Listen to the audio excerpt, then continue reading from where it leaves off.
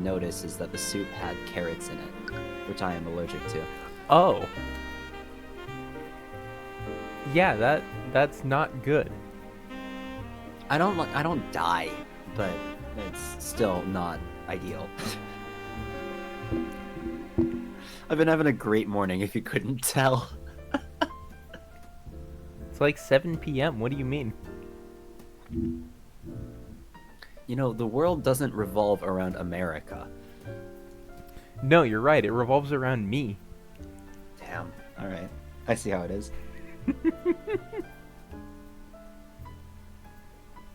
I should get chat open. Here's chat. Actually, before I open chat, because it's on the same monitor as Discord. Okay. Okay, so Now I can open chat. about our small issue with the VODs, is there a way that you can just turn down the game on OBS instead of having to go into the game settings every time you want to change it? That depends if you want yourself to be heard. Yeah, I was going to say, Because it's isn't there on, a like, way I that you don't can... have, like, separate audio channels. There's probably a way to have separate audio channels. I just, like, don't know what it is.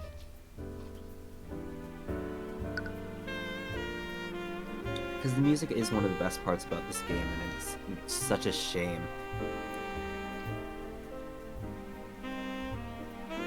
I mean, I did go around listening for that music. It's mostly Like- during investigations. Yeah, I'm thinking at least like during trials we can always turn it back up. And But whenever maybe like for- a new character, whenever a named character comes out, you could probably do that too. Mm-hmm. Or whenever there's an argument option, like start an argument option. Mm-hmm. But yeah, I guess until we figure out how we can set up multiple channels on OBS, kind of fucked. I may as well give it a quick glance now while we hang out.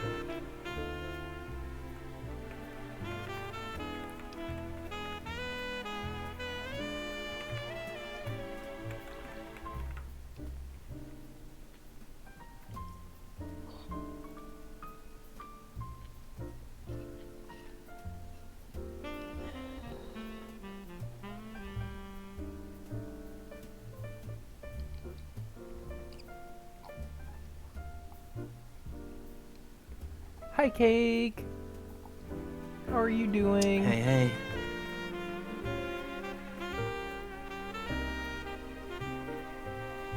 It's 2 a.m. What the fuck do you mean you're here? I mean, 2 a.m.'s as good as time as any to catch a stream. I don't like your advice. Wasn't expecting to stream. Well, we kind of. I give the best advice. So, our tabletop plans basically fell through, and since both of us were free at this time slot, we just figured that we would start a stream. Pretty much our schedule was turning into Thursday mornings and like whenever else. And whenever double cross doesn't happen. Exactly. Oh, that was a carrot bit. Oh, yeah. Uh-oh. Call the ambulance.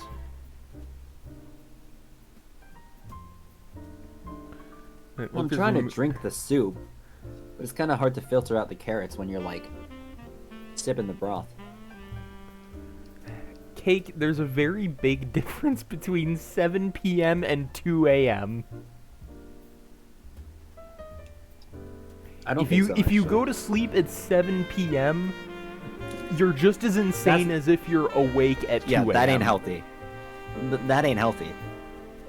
Like, you're equally insane if you're asleep at my time as if you're awake at your time.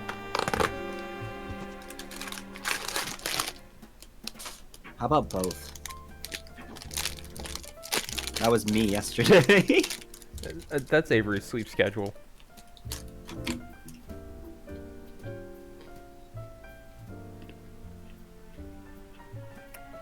So it looks like it's possible to split audio.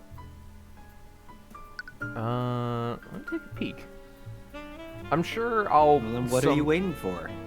I'm sure I'll somehow, like, accidentally...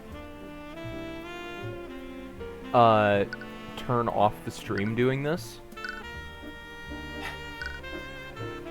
Okay, you'll be able to go to sleep. No more stream. Aria canceled it.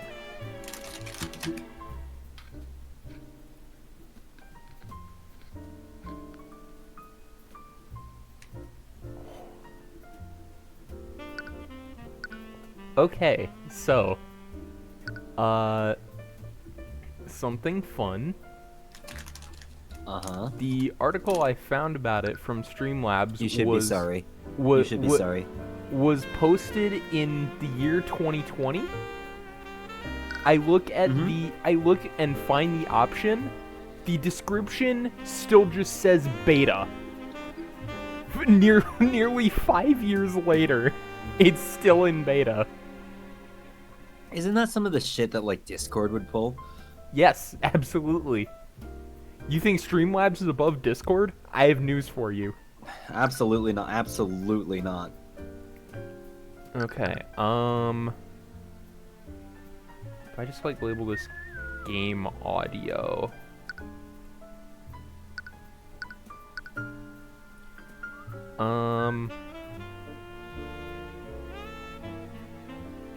Here, real quick. You're going to lose Noah for a little bit. Because I'm going to turn... What the fuck else is new? I'm going What the fuck else is new? I'm going to turn desktop audio off. 07 loser. But I'm I'll going... see you in hell. But I'm going to turn the game audio on. I don't want the loud ass title screen to be double sound, okay? So, goodbye, Coward. Noah. Coward. Okay, Noah's dead. Noah's dead. Nope, I pretend I do not hear it.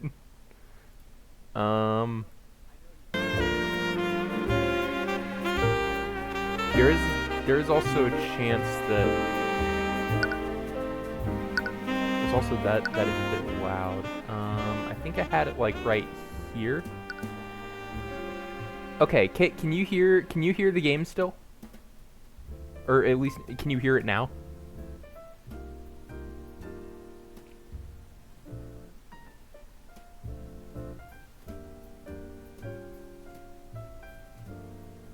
You can? Awesome.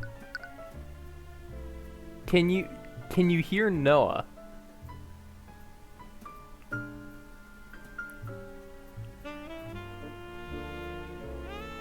Okay, Noah's claiming he can't hear himself, so... Okay. Well, there we go. Yeah, this is the perfect stream experience. Okay, fine. I'll let Noah exist again. New source. Discord audio. Window capture Discord. Lower that back down to the proper volume. Ooh, something fun is happening with Something fun was happening with Discord right there. Oh, okay. So yeah, that all looks good now. Does it? Well, yeah. I mean, Cake. That happened to me too for Discord. What might be happening? No, it's pausing the Discord stream on my end correctly, so it's not taking up those resources. Yeah, seems like it's all going fine. At least that it should be all going fine. Testing. should be able to hear yourself I'm gonna... on the stream now. Yeah, I'm gonna test something real quick. Is there anything else that needs audio?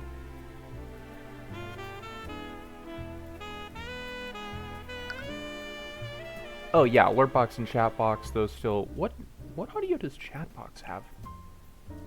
Question for later.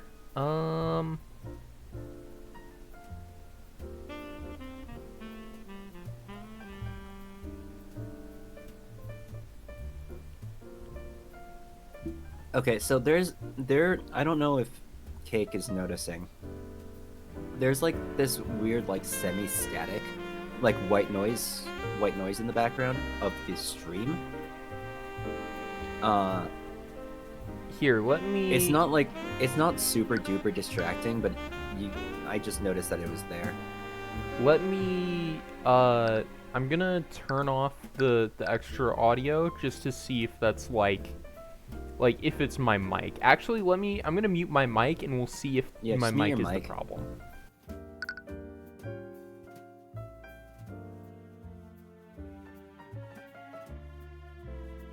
It is your mic. It is my mic. That's really not a... Like, in order for my voice to be, like, even, like, in order to get my voice up, in order for you to hear me, I need to, like, turn up the gain a little bit, so... Here, let me... I'm gonna You mean you're not screaming into your mic? I'm gonna spare stream, me fucking around with my little, like, mic on-off controls and see if that fixes it. You're welcome, Cake.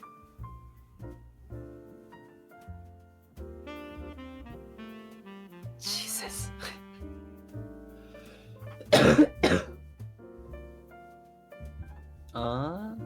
Like, reset the mute and unmute, so it might be better now. If not, it's, I'm just gonna need a better mic at some point. This whole stream setup is thrown together with, thoughts and prayers. And a little bit of duct tape and super glue. It's still there.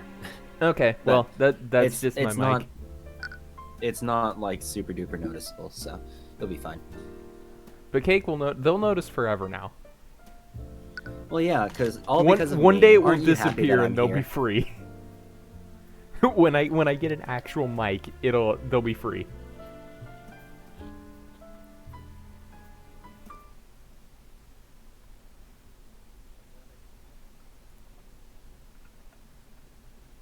There we go. Thank you, Streamlabs. Thank you for finally realizing I have the game. Ooh, Chip Crunch ASMR?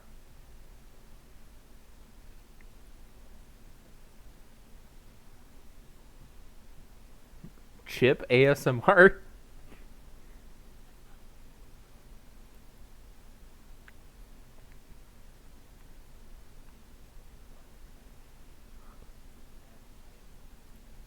Actually, wait.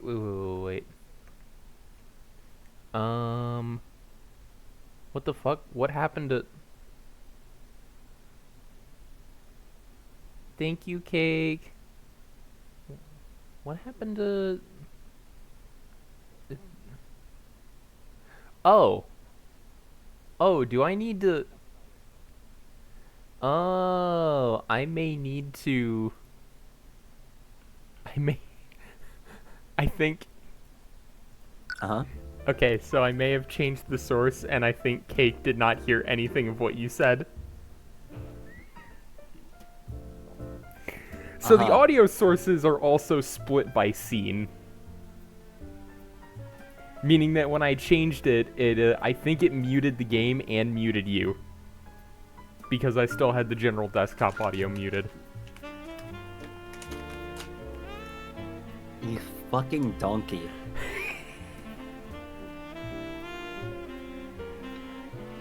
You absolute buffoon. God forbid, alright? God forbid a girl's experimenting with her stream setup.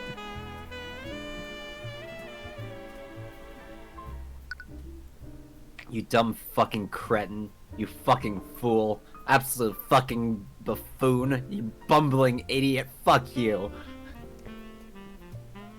So there really is no reason to split. Well, I guess there is some reason to split it up on the starting soon. Like if we wanna have the game audio muted there. You did not? Okay, yep, I fucked everything up. Okay, give me a second. I'm gonna mute desktop audio again while I fix it. You just need to Application audio.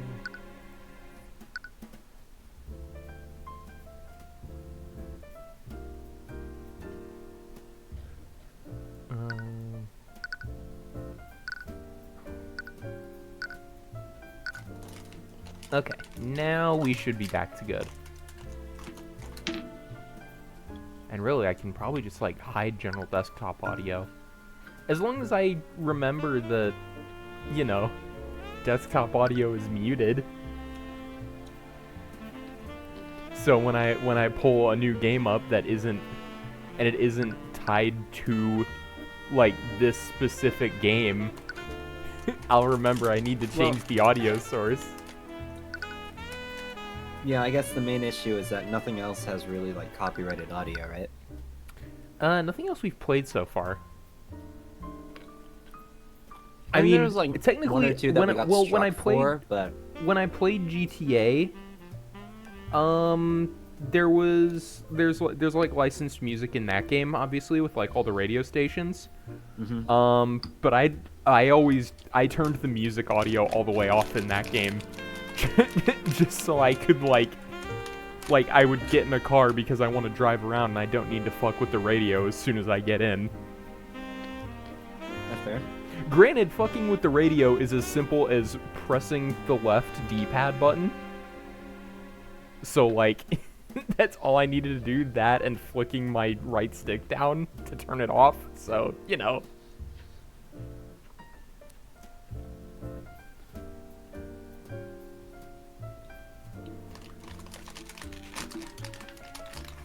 Okay, anyway, I think it might be time to, hop in the... You have to specify that, Cake.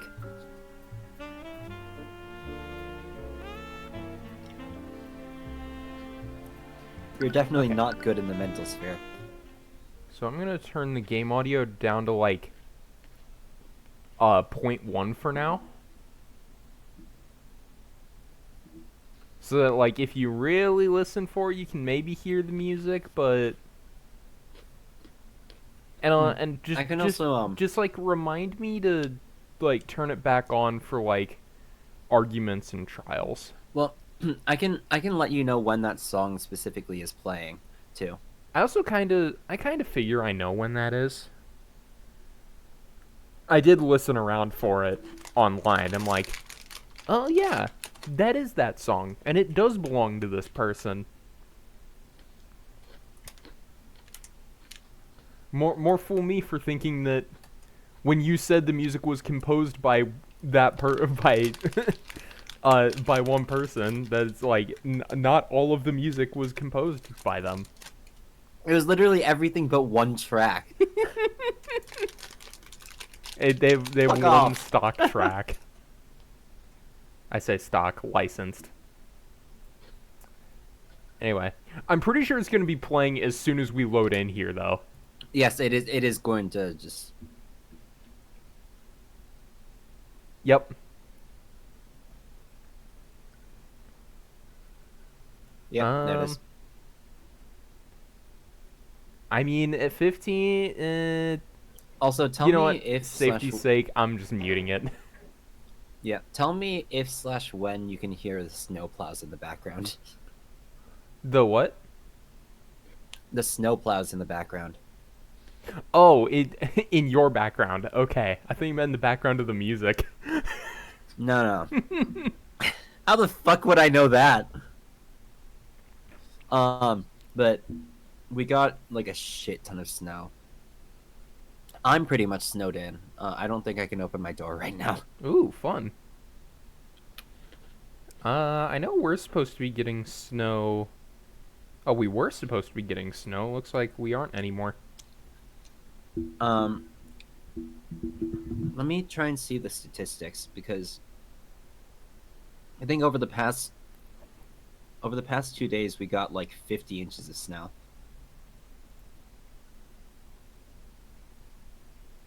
Which, as you can guess, is not ideal.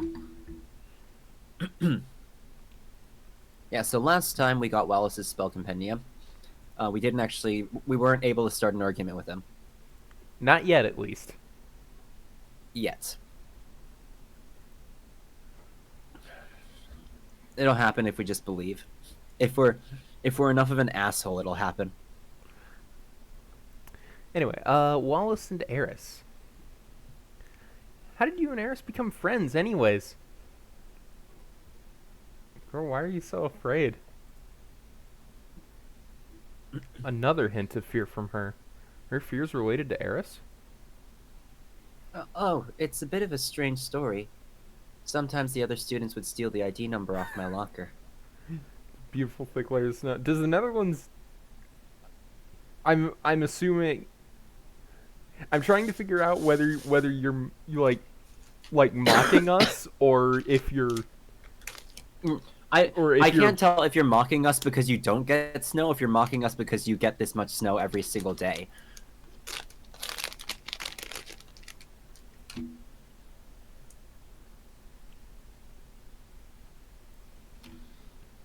Yeah, stealing ID numbers. Yeah. I have gummies. This is a sidetrack, but I have gummies that look like they look like the Pac-Man ghosts, like shaped like the Pac-Man ghosts. Mm-hmm. Except their expressions are the fucking wonder flowers. Mm-hmm. So they just look so fucking dumb. Let me see if I can send you a picture of this. Hold on. Because I cannot stress how fucking idiotic this thing looks. Let's see. Camera.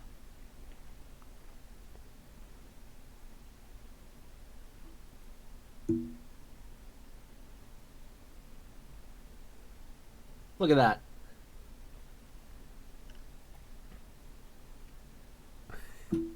That's a cool selfie. Why did you... Seven. This is the most idiotic looking thing. Why? That's a cool selfie, but like, what's the thing you're eating? Yeah, I just have a hand mirror in my hand, actually. It's just, this is my face. This is what Japan does to a motherfucker.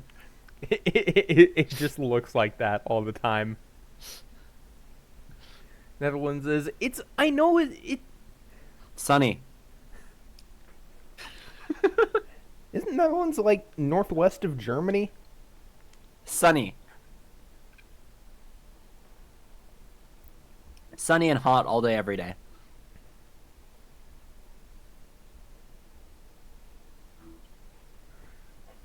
I'm pretty sure the Netherlands is more north than like a lot of the U.S.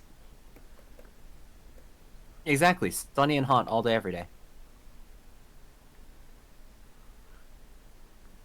Anyway. I mean, yeah. Then they'd switch it with one on another locker. Netherlands is north of Belgium. Of course it gets snow. And of course it gets beautiful snow. It's no Norway or Sweden, but I would think y'all get good snow. Yeah, in terms of north-south, you're Canada. You're Canada in relation to the U.S. I think it's sunny. I think it's sunny. That's what I thought, but I was getting... I think it's like a desert. Basically Antarctica. I think it's actually like the deserts.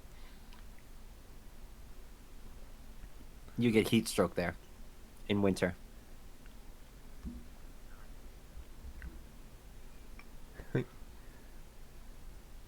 Two days, 2 centimeters of snow, and the rest is fucking rain. That's surprising, actually. I assume that gets... Oh, that may... So when it does snow, it's a wet snow, and that's terrible. Do you get like... It's all slush. Yeah, do you get like a bunch of slush on like the sidewalks and the road?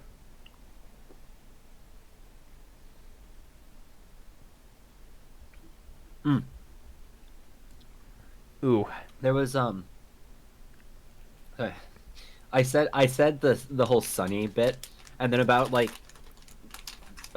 20 seconds in, I realized that you didn't think that I was joking, so I just ran with it. He just didn't know. He didn't know. Okay. Anyway, video game. So they take his tag and switch it with one on another locker, which honestly, um, That's just I mean, absent-minded. well, I was also just gonna say we never actually used our lockers in high school. Did you ever? Oh I remember. geez. I fucking forgot my locker existed. I went to it and dropped stuff off in it, like, at the beginning of the year. Um, I think mine was on like the second floor. and mine was on the first floor, and I was never on the first floor all day. I think at the start of the year I put something in it and then I forgot it was there and it might still be in there. They've cleaned it out for sure. You never know. No, I don't know I what's in left there, a bunch but of stuff in there. I opened it maybe once because I remembered something was in there. I was like, oh, I can use that. And then I cleaned it out at the end of the year. That was my high school locker usage when I had a locker my freshman year. And then I never applied for a locker again. wait, you would apply for a locker? Well, apply. Couldn't you like opt out? Hmm. I remember I didn't have a locker my last 3 years of school. Well, did you not have a locker or were you assigned the same one and you just completely forgot about it? No, I wasn't assigned a locker. There was a way you could request like not to be assigned a locker. Like if you weren't going to use it. And like I think like they brought it up as like, hey, if you don't want a locker, we don't have enough lockers for all 3,000 students or however many Barrington had. I think it was 2000, yeah. So it's somewhere in that range. It was like 2,700 or Actually, something. yeah, 2400 to 2700. It was a lot. It was a lot of students. We don't have that many lockers in the school. If you don't want or need a locker, you can like please request not to have one. It's like sold. I don't want to have to remember anything about it. If I'm assigned one, it won't get used. In the closet where she used to be, I'm still there in a lot of places. And by in a lot of places, I mean in real life. That's too real. Too real. We're getting very much into real life things. Yeah. Anyway, Wallace is absent-minded because he uses locker all the time and can't. Gromit. doesn't he doesn't understand that you can just remember like muscle memory where the locker is. Gromit. They thought it was funny whenever the owner got angry with me. But why aren't you just muscle memorying where your locker is? Issue?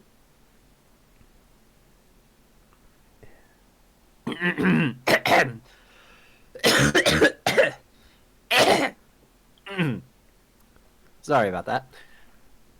Eris had a bit of a reputation around our school. Not sure why, but everyone was scared of her, even the students from the nobility. It was probably due to some baseless rumors. One day, someone switched my nameplate with hers. I was so scared when she approached me, I couldn't even say anything. But she didn't get angry like the others. She just apologized and gave me back my nameplate. After that, she randomly started talking to me whenever she saw me. We became friends after that. That's nice. It's a good thing he was able to find a friend in a place like that. So, I have to ask. If it's caused you so much trouble, why are you still studying necromancy? I want to use it to become a doctor. The headmaster told us the same thing. But you could have just stopped after learning the healing spells.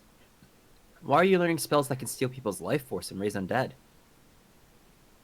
Life and death are two sides of the same coin. And that's the key principle behind necromancy. The first undead was actually a failed attempt to resurrect a human using magic. Wow, I never knew that. Right now, basic necromancy can only heal injuries and wounds, but it can't do anything for diseases or deformities. Just cast regenerate. It doesn't Just do exist it. yet. It doesn't Just exist yet, cast- Noah. That's why just Wallace is cast- studying. That's why Wallace is studying necromancy, idiot. Just cast regenerate. Skill issue. If I could just keep studying, I know that I can create a new type of necromancy. One that can cure diseases and save lives. He specifically wants to cure diseases. Did something happen to him to motivate him that much? Like the thing that opened this case that was like 3 hours ago of gameplay time? Because we're taking too long? I don't know what you mean.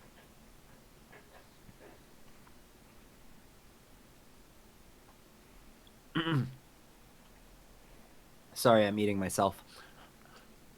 Auto cannibalism? I I think don't think we can do that on Twitch. Damn. Well, I guess I'll just get us banned. I think I can already guess the answer to this question. But how is your relationship with Catherine Bellwether? All right. You know, besides Okay. terrible. I think we're going to see sadness, anger, and fear emotions. Damn it. Ooh, no Very fear. close. Ooh, okay. No fear. It's exactly what you'd expect. After word got out about what I was studying, Professor Bellwether would always target me. She'd start yelling at me for the smallest mistakes. She'd do that to some of the other students too. And she'd focus on the ones that were poor like me. That's terrible. I'd wake up each day dreading the possibility that she'd notice me in the hallways. I knew how to avoid her and stay out of her way. But sometimes she'd just come looking for me.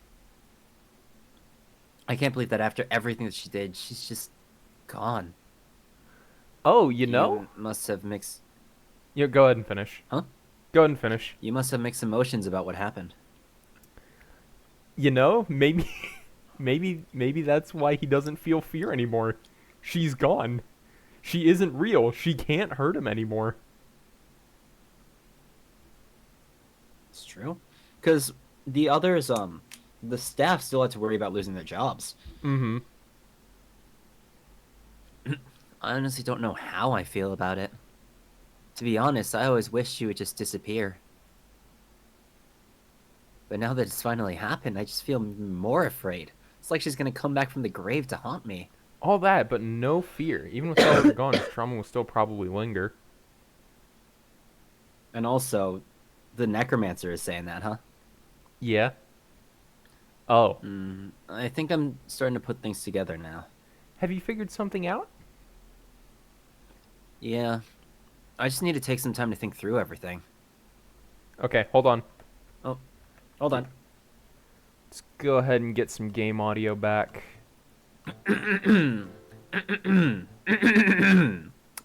Okay, go for it. The prosecution wants to implicate Wallace despite his alibi. They wouldn't have a reason to do this unless the evidence heavily implicated him. How does the evidence implicate Wallace? We've learned that Wallace is a necromancer. And he's the only person at the Academy that's capable of high-level necromancy. Magical trace of necromancy was found on the body. Was smelled on the body. Wait. No, you actually pressed smelled. right. Okay. No. We got it. First try. Don't worry. First try. There's a trace of necromancy on the body. This means they think Wallace used one of his necromancy spells. Even without seeing the traces, it's pretty obvious that magic was used on the body. Right, because there aren't any wounds on it. And the autopsy report found no signs of poison or disease. Which spell do they think Wallace used? If I know Prosecutor Steelwind, she probably already has a theory on which spell he might have used. The prosecution will probably argue that Wallace used one of his spells to kill Bellwether. I assume it's Necrotic Blight. Let me double check. It's Prestidigitation, actually. Oh, true. No, it's Revive. It's Revive. It's Revive. No, it's Remember Blighto. Blighto. Blighto. Blighto. I'll probably say that he used Necrotic Blight. That makes sense. Necrotic Blight would have drained the life force from her body. There's a pool of blood where Catherine Bellwether's body was. This is strange because she wouldn't have been wounded by Necrotic Blight. Yeah? But that's where the contradiction lies. Let's suppose that Wallace did kill Bellwether using Necrotic Blight. There's something at the crime scene that wouldn't be there if that were true. Okay, what is wrong with the crime scene? We were just told. Maybe we just saw it. We were just told. Floor was covered by Wallace. By Wallace.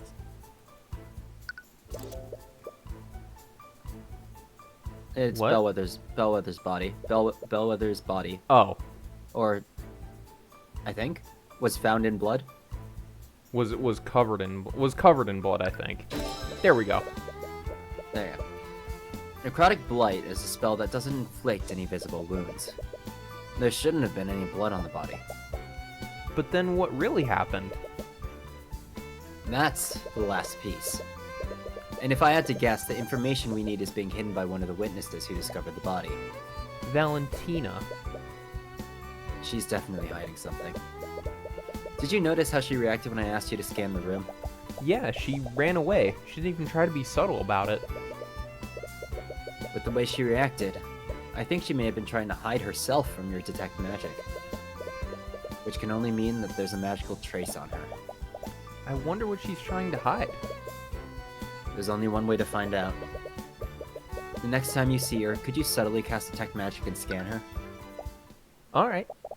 It's been a while since we talked to her. Valerie also mentioned they still had work to do today. She might be back at the Academy's kitchen now.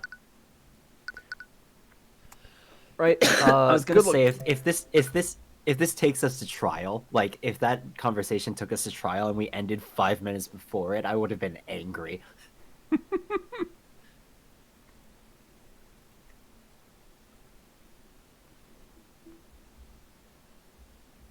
Oh, okay. You're Tina. I know. I was just redoing the game audio since this is fine audio. I believe. Those two are finally gone. Can finally get some cleaning done. Okay, there she is. Use detect magic to scan her from here. Right. Just don't shout the incantation like you always do. I know that. Alright, here goes. Repario Arcanum. I got to say the thing! And I will never be able to say objection in my life. What the?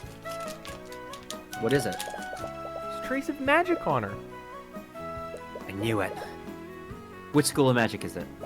It's necromancy. Uh-huh.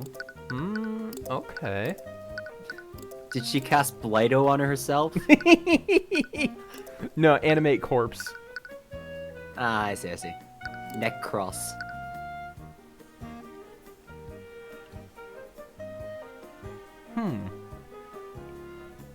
Damn, that's a lot of options. Man, Wallace is... Wallace is a 3rd level spellcaster. Or, you know, at least a 5th level spellcaster. If he's a necromancer that can cast Revivify. Mm-hmm. Damn. He's pretty powerful, yeah. But there's a lot of different... I mean, obviously it can't have been Necrotic Blight. Or it could have been, but it would have to have been followed by Revive pretty quickly. So it's either Revive... Mend Wounds... It's probably not Animate Corpse. Intelligence... Its intelligence is limited, but it cannot speak. Yeah, so it's either Mend Wounds or Revive. Interesting. There's a trace of necromancy on her. What? Valentina has a magical trace of necromancy on her. Someone cast a necromancy spell on her within the last 48 hours. Favorite D&D spell? I honestly haven't played enough, I haven't played any, high-level campaigns, so I don't really know, what's available at the end of a lot of the spell lists. Tensor's transformation is always funny. It gives everyone extra attack and an extra, 2d12 force damage on a hit, but as soon as it ends, you have to do, a ridiculously high constitution save, or else you take a level of exhaustion. Disguise Self is fun. Out of lower level spells. My favorite's actually gotta be Conjure Animals. Some of the summon spells are fun too.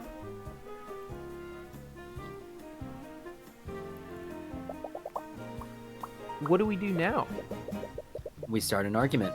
You're still not sure how this fits in with everything.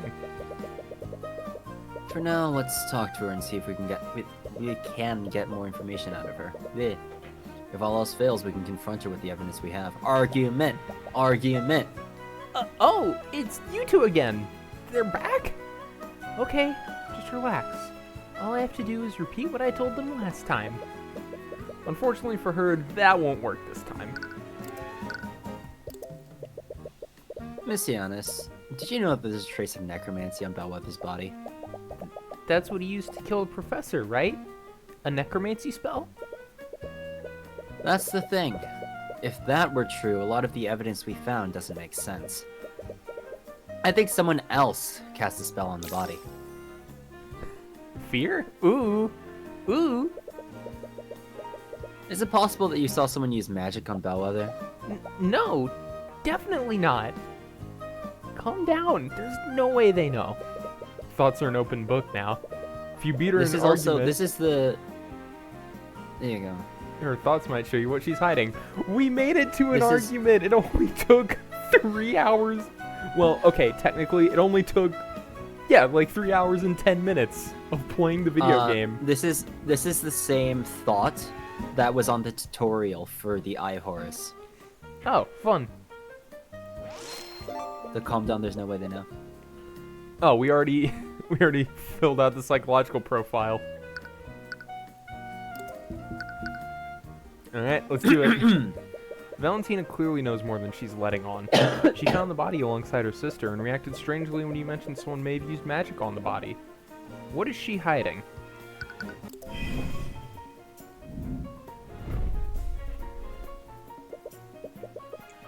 Miss Giannis, from the very beginning, I felt like you've been hiding something from us. Valentina is more concerned with protecting herself than doing the right thing. She will continue to hide her secrets unless she thinks that doing so is dangerous for her. She sees Wallace as a villainous necromancer and will not feel pity for him. Okay, good to know. There's something that you're not telling us about. What are you talking about? My conscience is clear. I've told you in the nights everything I know. I've got nothing to hide. I need to stay calm.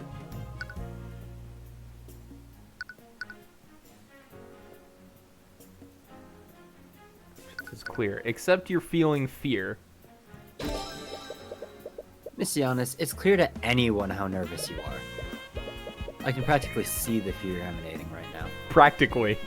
Note he said practically. It's not as if he can literally see it, okay? Hypothetically. Hypothetically. It's not as if he can see it, but practically speaking. But hypothetically, if he could see emotions, he would see it. Yeah. That's what we mean. Just tell us the truth. It'll be a lot easier for the both of us. Let's say I were hiding something, which I'm not, by the way. I don't have to tell you anything. Why should I tell you anything? I know my rights. You've already given your statement to the Inquisition. If the truth comes out, what do you think they'll do when they realize you lied to them? You have nothing to lose by telling us what happened. I know that you're not the murderer. I'll make sure you're protected.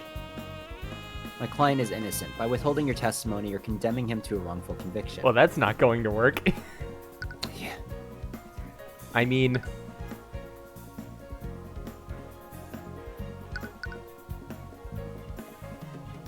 Yeah, this one seems pretty obvious. You've already given your statement to the Inquisition. Truth comes out, what do you think they'll do when they realize you lied to them? Who were you protecting, Miss Giannis? You talk a big game, but I bet you can't actually prove anything, can you? You think I'm lying to protect someone? I don't know anyone who can use magic. I don't even know any mages. And I definitely didn't see anyone use magic on the body.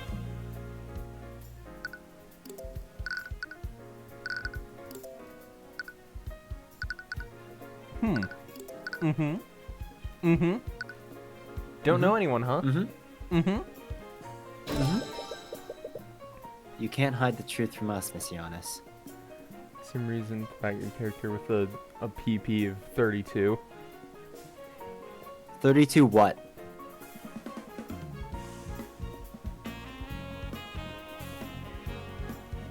Oh, passive perception. Got it. 32 what? You know, PP. What unit are we talking? PP. 32. And we need the unit. I don't know what unit or modifiers. What unit or modifiers? Bleh. What unit or modifiers usually in? I can't speak. I don't know. I don't know if that one's charisma or dexterity. I once made a character with I think it was plus 18 to charisma checks, and the lowest that I could roll was a 10. Nice. So the lowest persuasion I could get was a 28.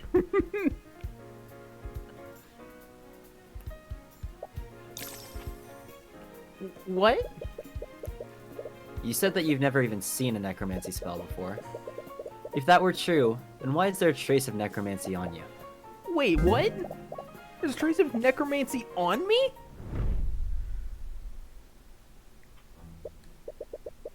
What? Did she not know about the spell that was cast on her? No, that doesn't make any sense. If she didn't know about the trace, she wouldn't have avoided Celeste back then. There must be an explanation for this. You successfully argued against Valentina Giannis. I like how it immediately cut back to the general investigation theme that's gonna get muted. I know, right? That sucks. Well, we weren't saying anything useful there, so... Why is there a trace of necromancy on me? Am I going to die? Am I going to become a zombie? That's strange. Is she really unaware that a spell was cast on her? Or is she playing dumb? Why doesn't Valentina speak necromancy? That's narration, sorry. She knows that someone used magic on her, but she doesn't know that spell was necromancy. The witness swung during the murder attacked her.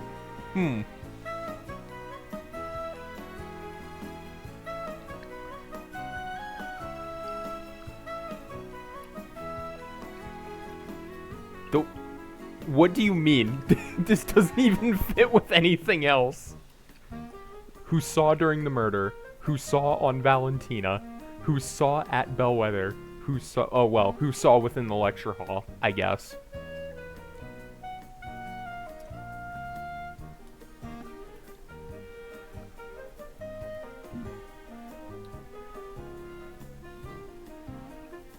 It must have, right?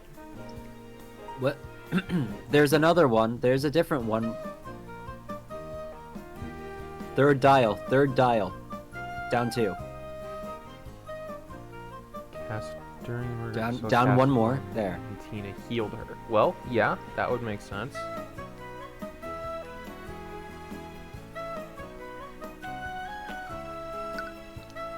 Well, yeah. I still like. Oh yeah, that makes like sense because the witness... a lot of people don't like actually know that healing spells are necromancy. I still personally prefer the witness swung on Valentina, killed her, but you know.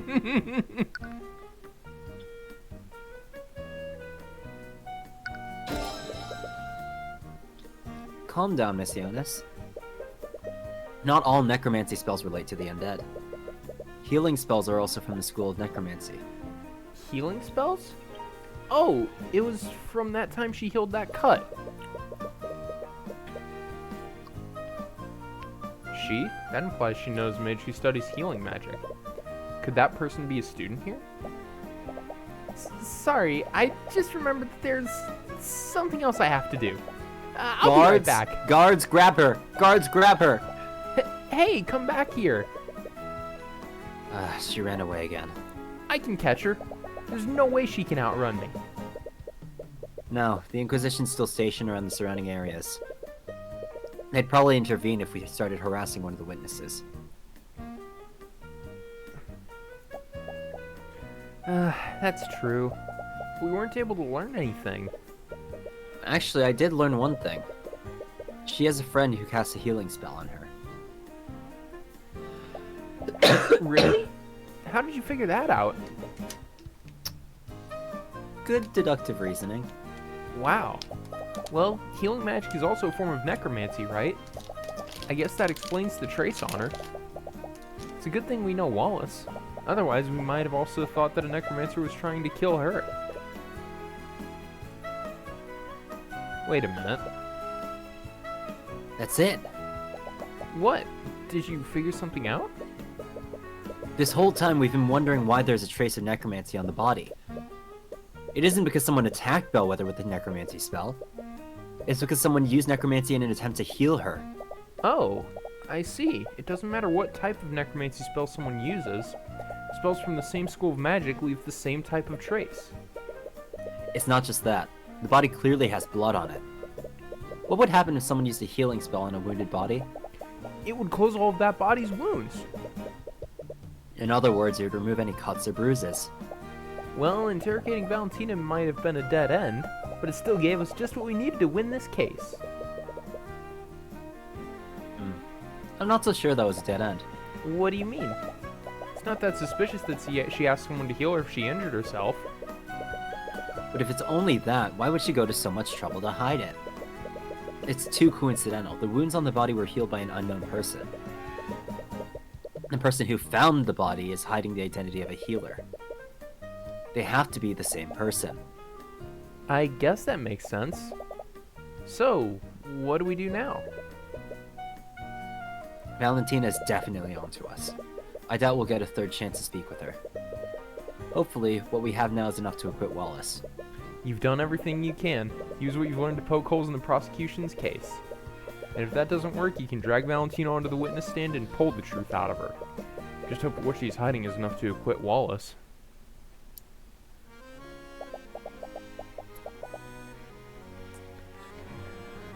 Okay. Alright. Go for it. I demand to know why you're still holding onto my rapier. It's a precious family heirloom and I want it back. It's evidence in the current case. Evidence? The professor was killed with necromancy. Was she, though?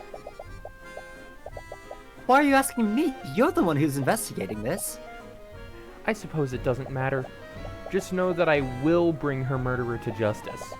No matter who it may be. Yeah, her actual legal name, Spoiled Noble.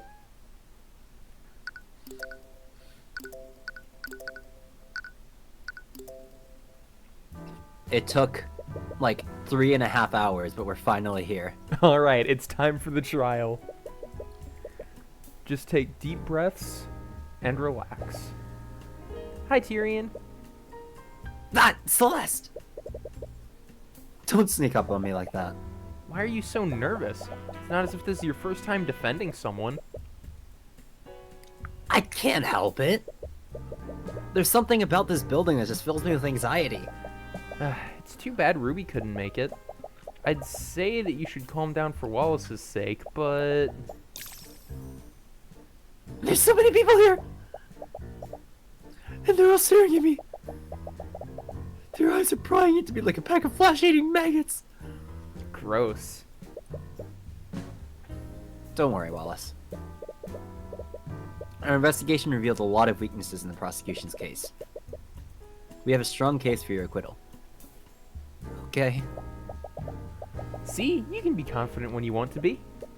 Strange. Something is calming about Wallace's anxiety. It's like he It's just like how, absorbed the tension and out of you and into himself. Blato. It's like whenever there's someone next to you that's like panicking, you suddenly feel a lot calmer.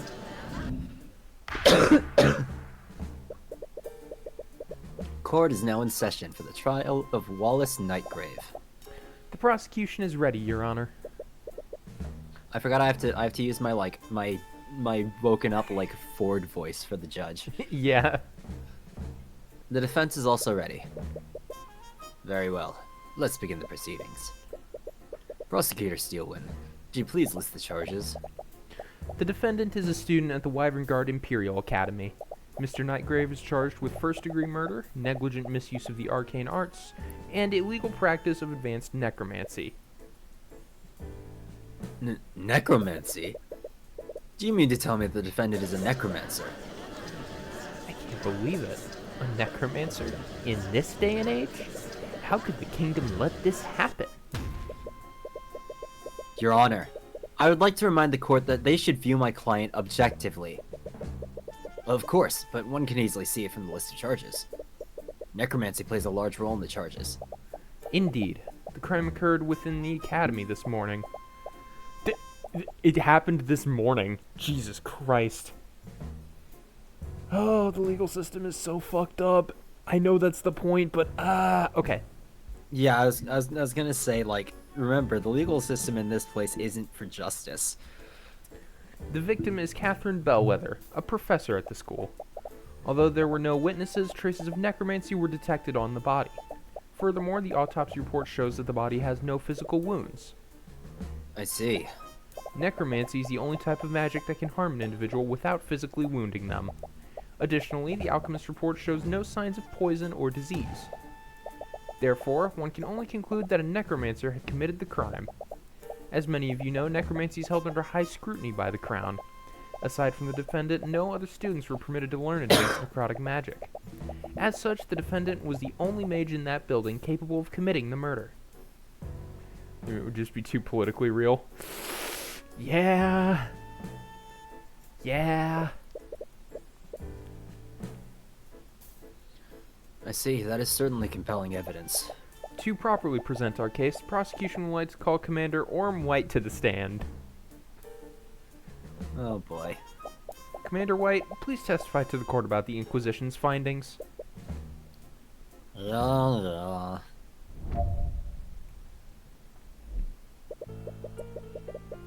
It started when the city watch got a call from the Imperial Academy. Someone was attacked and the whole building was put on lockdown. We set up a perimeter around the area and waited for the lockdown system to deactivate. When we finally got into the building, the prosecutor personally inspected the body and detected traces of necromancy on it. There were no cuts or bruises on the body either. The entire body was clean. With those two pieces of evidence, we concluded that it could only be the necromancer kid that did it.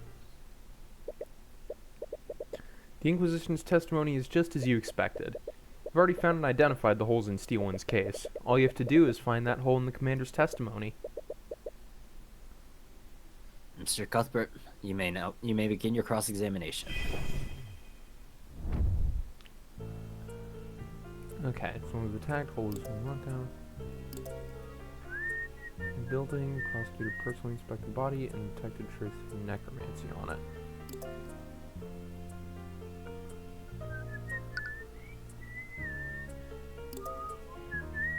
Okay, well, let's press a couple, because I don't know exactly, I mean, I presume...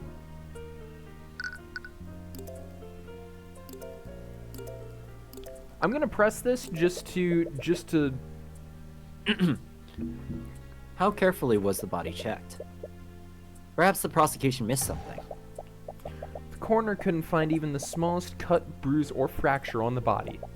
Furthermore, the alchemist report showed no signs of poison or disease.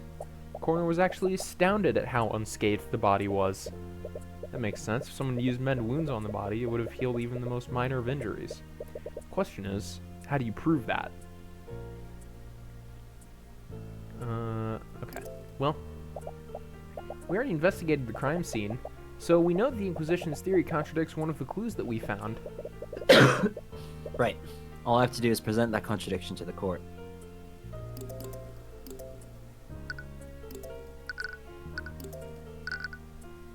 Okay, so I'm pretty sure we just go here. Objection!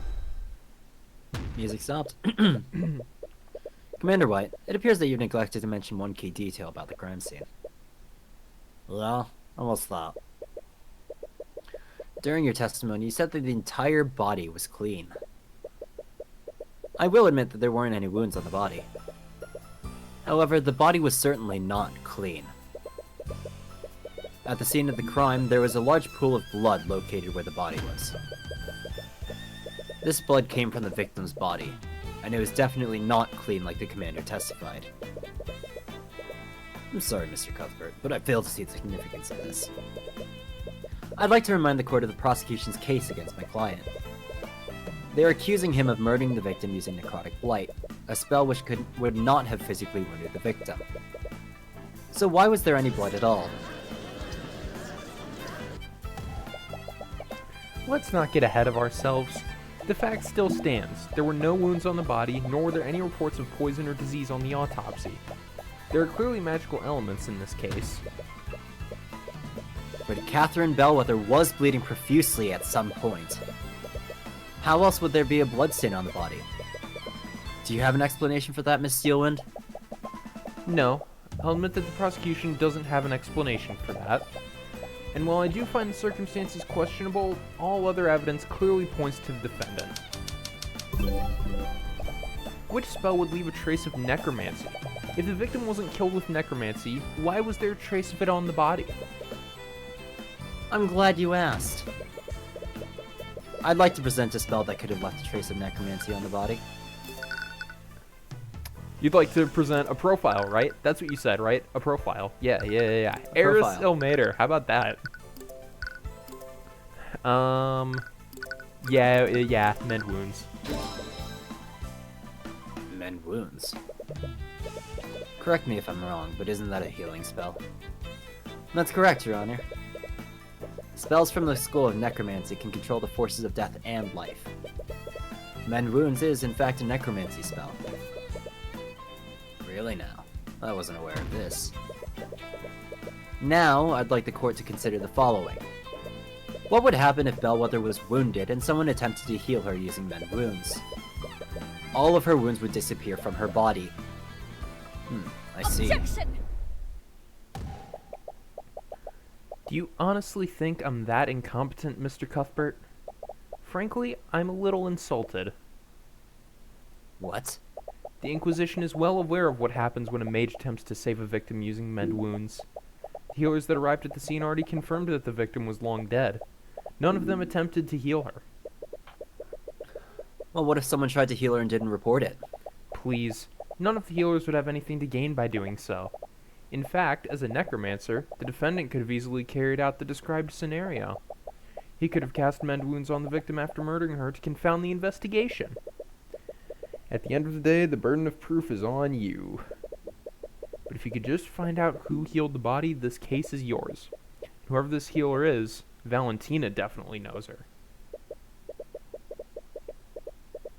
Your Honor, I will admit that I don't have any evidence to support my theory. However, I do believe that we can bring it to light. There may have been two people that witnessed someone cast magic on the body. Valentina and Valerianus, the sisters who discovered the body. This is nonsense. We've already questioned those two witnesses extensively. If they had witnessed something like that, it would have come up in their testimony. If that's true, then you have nothing to lose by hearing their testimonies. Very well. If you're so confident, let's hear the witness's testimony. Seems the prosecution has no objections. However, if this line of questioning leads nowhere, I will see no reason to further prolong this trial. Do you understand, Mr. Cuthbert? Of course, Your Honor. Oh crap, it's that guy from before! Is he the necromancer's lawyer? She just got on the stand and she's already stressed out. I mean, yeah.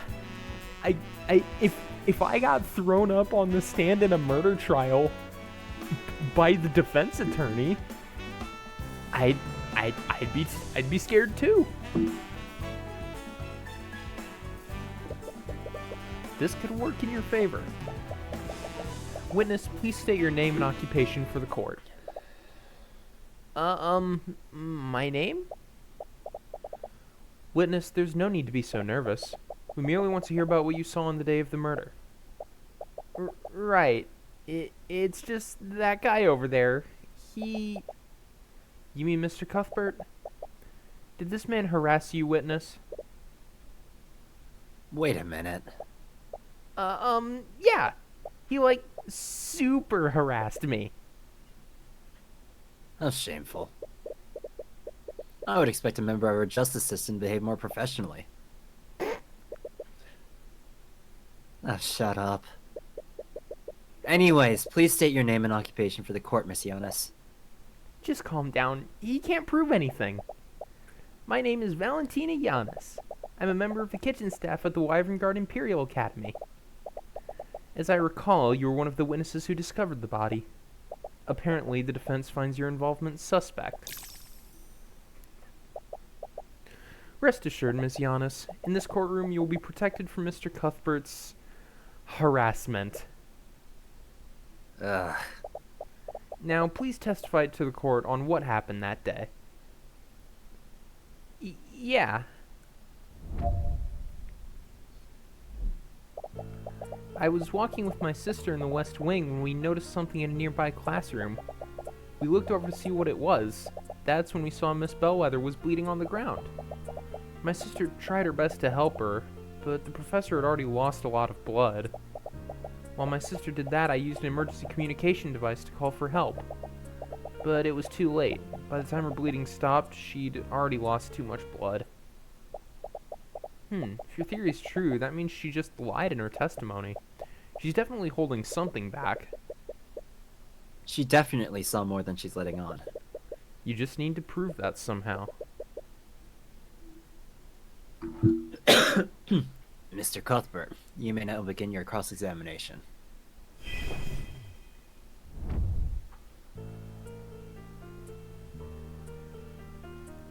Okay.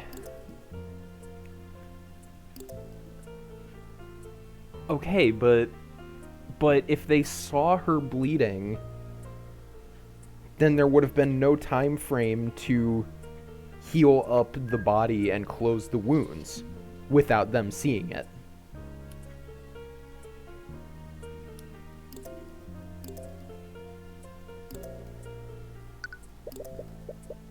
She tried to help her? Miss Jonas, how exactly did your sister try to help Miss Bellwether? What? I slipped up. My sister used first aid to try to stop the bleeding. I see. Could you please add that detail to your testimony? Yeah, sure. Applied pressure to her wound to stop the bleeding. Let's keep going on that. Your sister knows how to use a first aid kit. Yeah, it was covered in our training when we first started working. With all the nobles around, I guess the headmaster wanted to make sure we were prepared.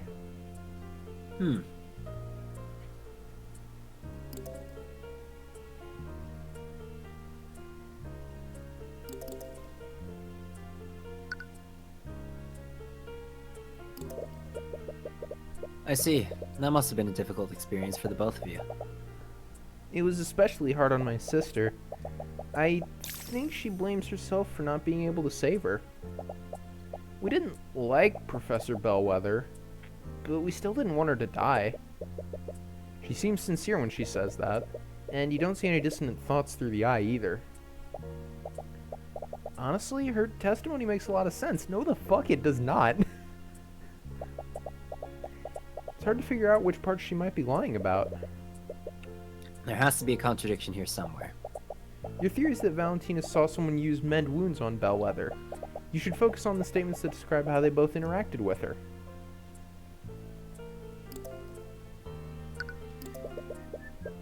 Did you notice anything else strange in the lecture hall? Well, there was that terrible smell. It was awful. I almost couldn't see because of how much I was tearing up. But other than that, I was mostly focused on the professor. Makes sense. It would be hard to notice anything else. It's hard. Is it though? It really isn't. I just don't know what it wants from me to prove it.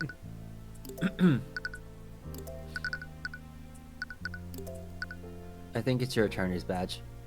True.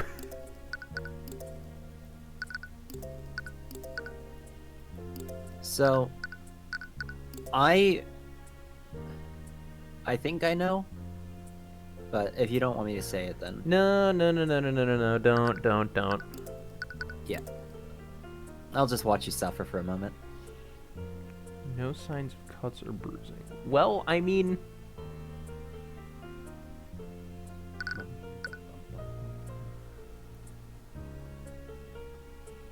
yeah, it's a time frame issue.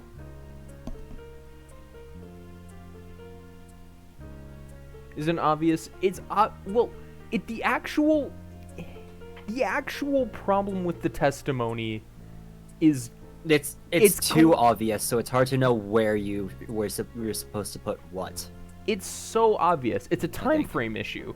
If they discovered the body, the lockdown system would have kept them in that room. Nobody could have like come in and cast cure wounds on the body without either of them seeing it.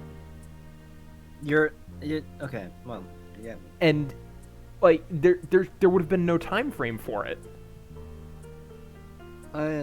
If I may. But if that's the case, then the wound shouldn't have been there at all. If I may, just read through the entire testimony one more time. The entire testimony. In the West Wing, when he noticed something in a nearby classroom, oversee what it was, that's when we saw Miss Bellwether bleeding on the ground. Okay. Sister tried her best to help her, but the professor had already lost a lot of blood. So then supposedly they would have, if she's to be believed, then supposedly the murder would have already well happened by then. He used first aid and applied pressure to her wound to stop the bleeding.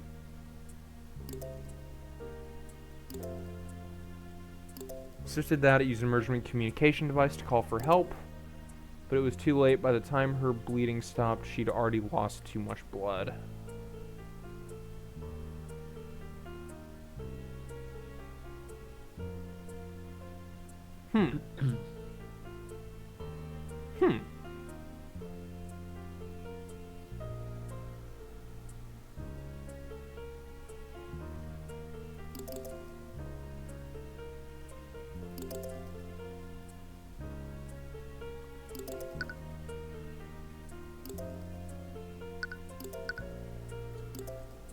I mean, And if you if you need another hint, I can give it, but I'll just stay silent for now. nice pop. Okay, so yeah.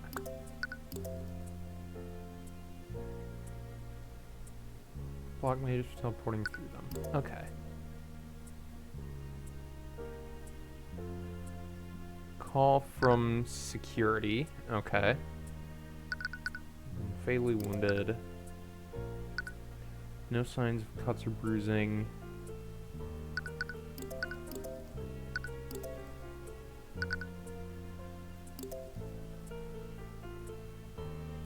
Hey, Cake. It's going great. I woke up like about an hour and a half ago. Made some soup. The soup had carrots in it. I'm allergic to carrots. You're taking that bit way too far.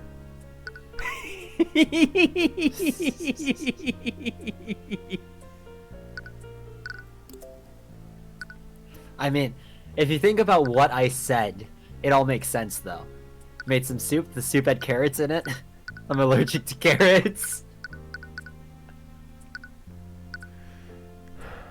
Okay. Okay, now Otherwise, I I've think just been it's snacking. now I think it's clear that okay, I was focusing on the wrong thing. It's clear. I think it's pretty clear. Is it? I'm pretty sure. That's again, who if you need she's a hint. protecting. I didn't put them in. This is the thing. They were already in the soup. It was a pre-made thing basically that I heated up.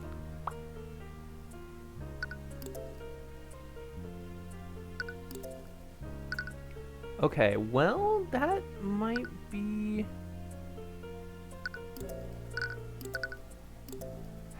That could be it. I'm not very confident on it, though. Is it? Is it? I can help you be more confident. First aid and applied pressure to her wound to stop the bleeding.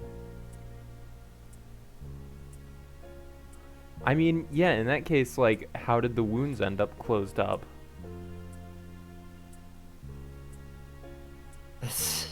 If there, Arya, there's no other... you're literally there. You just need to reverse your logic now. You were literally there. It's like, I mean, obviously she closed the wounds. Arya, can I say what I Go want to for say? it. If dead from necrotic blight, how wound?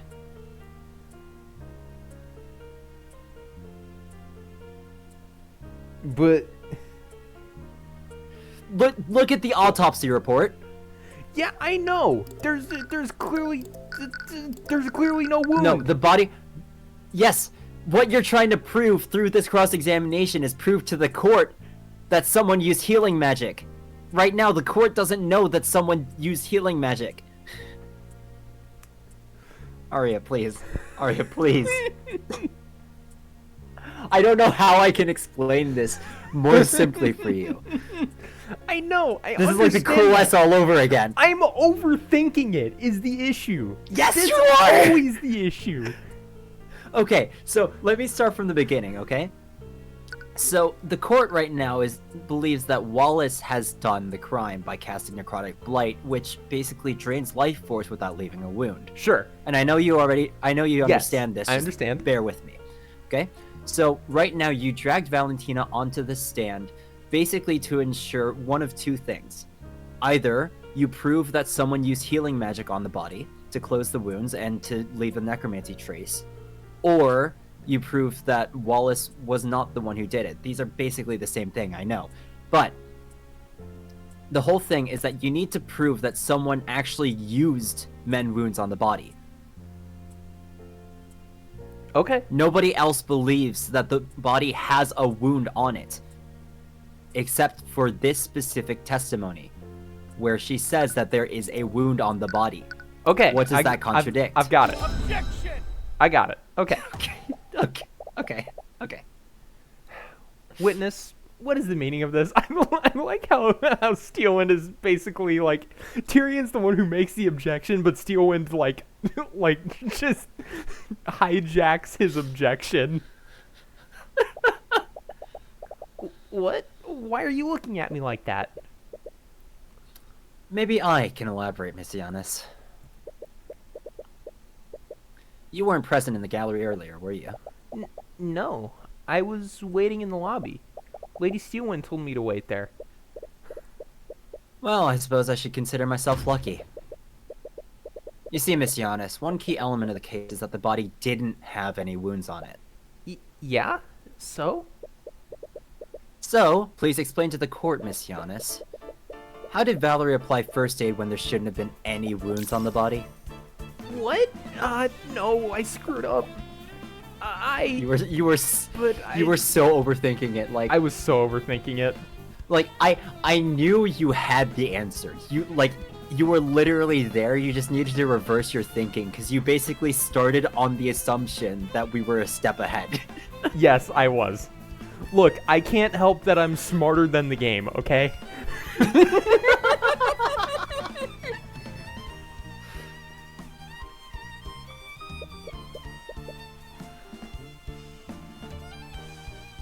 There's clearly something amiss here. But I'm afraid I don't fully understand the implications of this. Are you accusing the witness of committing perjury, Mr. Cuthbert? When someone lies, they stay as close to the truth as possible while changing minute details. In her thoughts, Valentina said that she was sure she saw a wound on Bellwether, and she also mentioned that Valerie was the one that tried to save the professor. If she didn't try to save Bellwether with first aid, could she have used magic instead? Hi, Ed!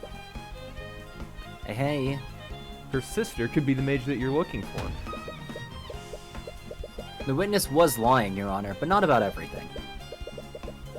Valerianus did try to save the victim's life by addressing her wounds. You missed Arya being a complete dumbass. Yeah! Ed. But she didn't use first aid, she used magic.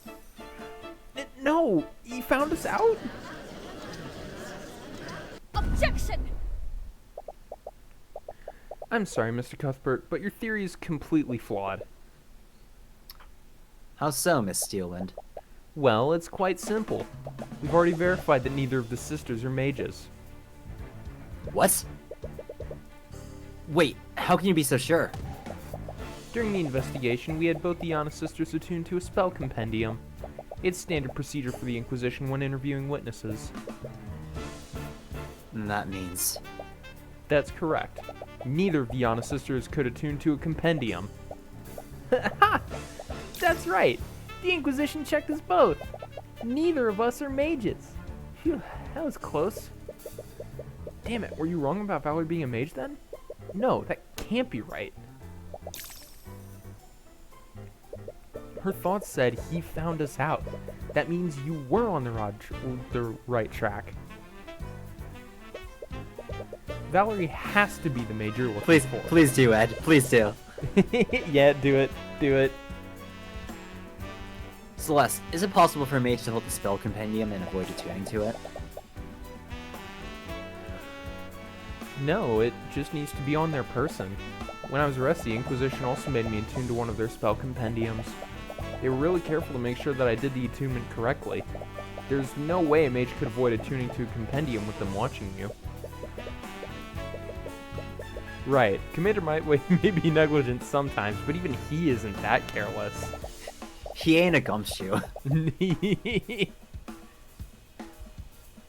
Now, if you're done, I do believe you've exhausted all your options. Wait, I'm still not done cross-examining this witness. What could you possibly hope to glean from her testimony? Valentina should be stressed out enough to see more of her thoughts, but you can't exactly say that you're planning to read her mind. There's one key element of her testimony that the court is overlooking. I have a right as an attorney to complete my cross-examination. Your Honor, the defense is clearly trying to buy time. I might be compelled to agree with you. However, I'll also admit that some elements of the witness's testimony are quite peculiar. I will allow the defense to perform one more cross-examination. That was close. But know that this is your last chance, Mr. Cuthbert. Hi, Bumotron. We made it to trial! It's amazing! You missed Arya being a fucking dumbass. Yeah, I overthought things. It's not my fault that I'm smarter than the game, okay?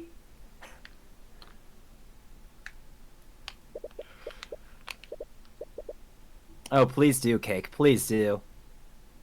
So... Yeah, this game is really good. You missed some details about Wallace, and we went back and interviewed one of the sisters, and we basically found out that that somebody did indeed use necromancy magic to heal her, Valentina, so she's hiding a mage. But it was just revealed in court now that neither of the sisters are mages. So either we have some unknown third party that would be revealed later, I don't know, or something's missing. And so we're pulling a Phoenix Wright to keep the witness on the stand. If you produce nothing substantial, I will pass my verdict. Okay. My mind's going back to the illusion magic, but I'm gonna avoid overthinking things again, hopefully. Of course, Your Honor. All right, it's No, all or please, nothing. please do overthink things again. It makes for very funny content. Yeah, I'm throwing for content. Throwing for content. Can't find anything by reading your mind, and this whole case is finished. Witness, please give your testimony once more. Okay. Damn it, how long does he plan to keep me up here?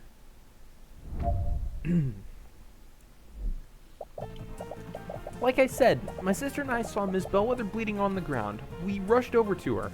I was definitely surprised when I saw her like that. Now that you mention it, I don't know if I saw any wounds on her, but I definitely saw blood. Can't go back on that now. I just need to play dumb. My sister tried to save her, but she didn't use any magic. Ugh, Valerie, you're too kind-hearted for your own good. Neither of us is a mage. Both of us held that book the knights gave us. I was caught off guard when they asked us. They almost found us out. Commander was watching us the whole time. He can confirm it.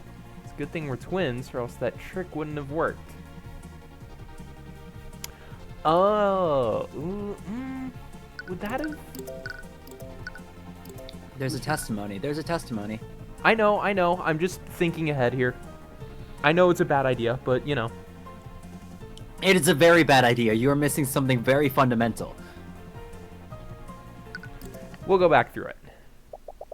My God. Oh my God. We'll go back through it. We'll go back through it. We'll go back through it. Oh my God. We'll go back through it. We'll go back through it. We'll go back through it. What are we going to do? I'm gonna read what Cake sent me. Let me check. No drop frames on my end.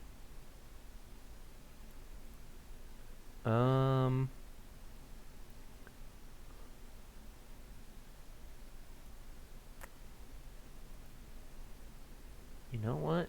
Maybe I might take a look at the internet speed a little later and see what Twitch also recommends for it. That might be causing problems, but we'll check it.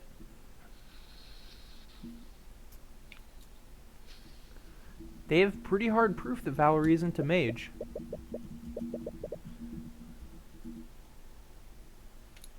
Valerie is the mage that we're looking for. I'm sure of it. I'm just not sure why they felt the need to lie to the Inquisition. And more importantly, how did they trick the Inquisition?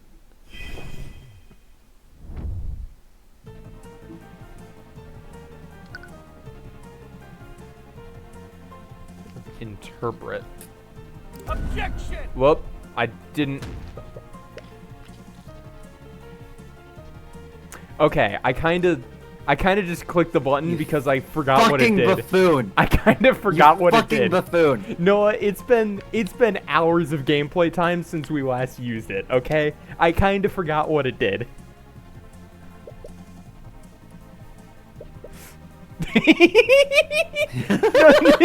Source, just trust me, bro.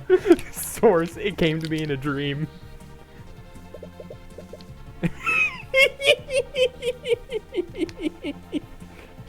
No, this is why I did it. Clearly. It's funny. Your instincts do not make for concrete evidence. Can't believe I have to explain this to you. Well, I can't exactly say you can see her thoughts. Okay.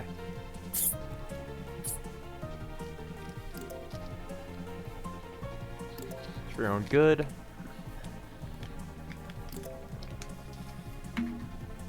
That trick wouldn't How about have worked.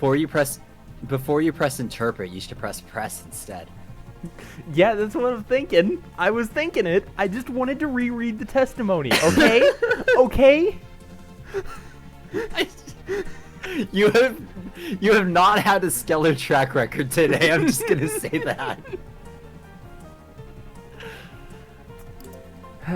Okay. It's a good thing that they're twins. Did you pull some kind of trick to deceive the Inquisition while attuning, Messianus? Of course not. We know that lying to the Inquisition would get us in trouble. Why would either of us take a risk like that?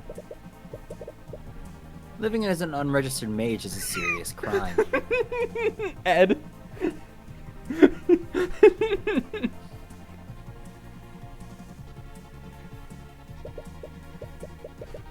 If Valerie was a mage, then you would have been charged with fraud right then and there. Yeah, but we already proved that neither of us are mages. The eye seems to differ. Think through this. This isn't like a normal cross-examination. Nearly all of her thoughts will be suspicious and contrary to her testimony. What you need to do is find the thought that gives you a thread to pull on. In this case, you need to find the thought that implies how the twins tricked the commander. Find the thought that holds the clue and interpret it to proceed.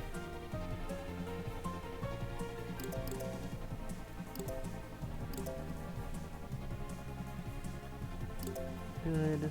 I'll press this one as well. If Valerie wasn't the one who closed her wounds, how did she try to help her? I don't know. She might have been looking for an open wound to apply first aid to. But if we assume that you're telling the truth, there wouldn't be any wounds to find. My client would have already closed them to confound the investigation. I'm telling you, I don't know. It's hard to work with her pleading ignorance of what happened. Maybe you should try looking at the thoughts for other statements.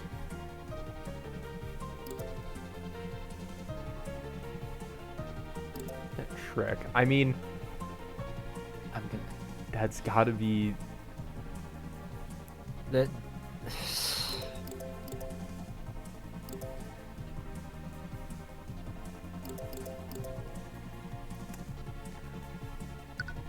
Objection! There, Yep. okay? Maybe I maybe figured the it thought out. maybe the thought Okay. that was saying Okay. about that trick. Shut the fuck up, okay? Look, Fucking buffoon. it's been... Noah, how long did it take us to get to this trial? In this case? That wasn't my fault. Wasn't it, though? Who's the one No. who's consistently going on Missionist. tangents? Your thoughts betray you, not no, me. No. Who was the one going on tangents? You're the one going on a tangent now. Who's been more consistently doing it? Not me. Not me. Not me. I don't know what you mean. Not Ed- me. Pull up the VOD.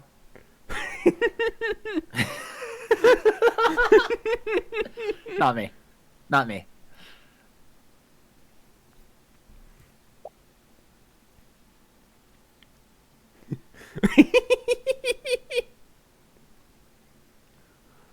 What? You found the thought. They must have done something, but what? Must have happened when Commander White was interrogating them.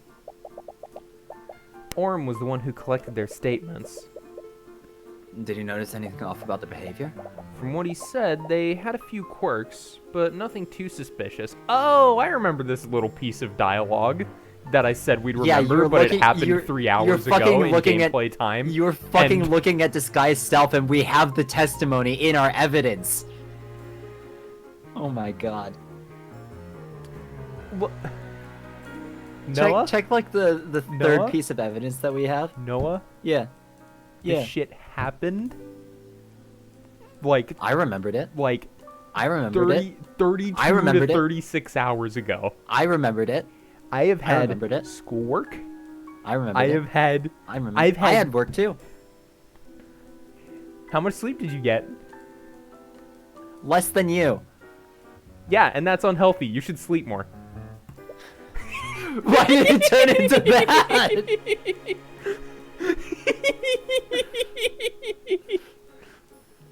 Master Bro Gambit, Miss Aria.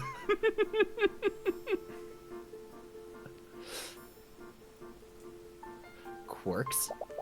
He told me that they were running and spinning around him during questioning. What does that mean? I have no idea. Perhaps they were still on edge after finding their coworker murdered. Running and spinning. Thoughts also said it's a good thing that we're twins. How did the twins trick This means their so-called trick wouldn't have worked if they weren't twins. Switched places with Valerie. Of course, they switched places. Valentina attuned to the first spell compendium, then she pretended to be Valerie to attune to the second one. Commander White couldn't tell the difference between them. Ed, did you pull an all-nighter? Ed. Did you pull an all-nighter, Ed? Ed.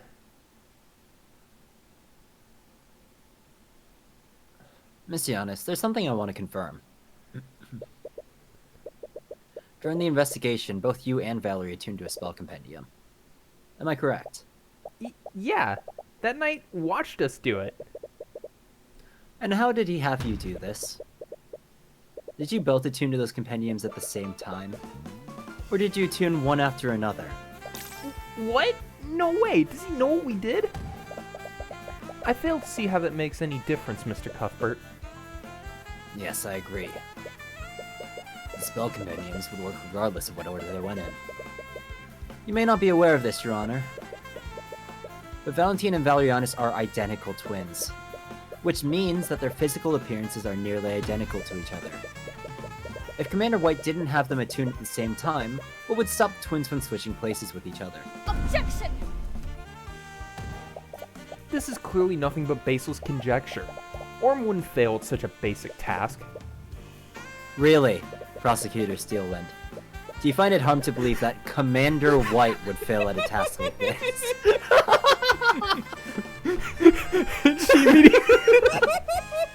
She immediately just like, Wait a minute, this is crazy. We didn't trick the Inquisition. My sister and I are not mages. Then prove it, Miss Giannis.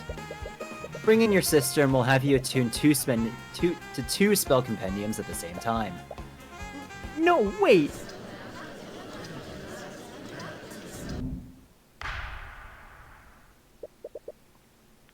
Order in the court.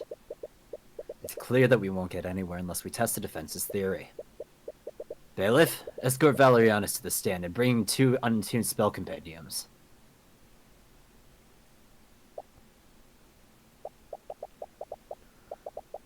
They've both had their hands on those compendiums for the last 10 minutes.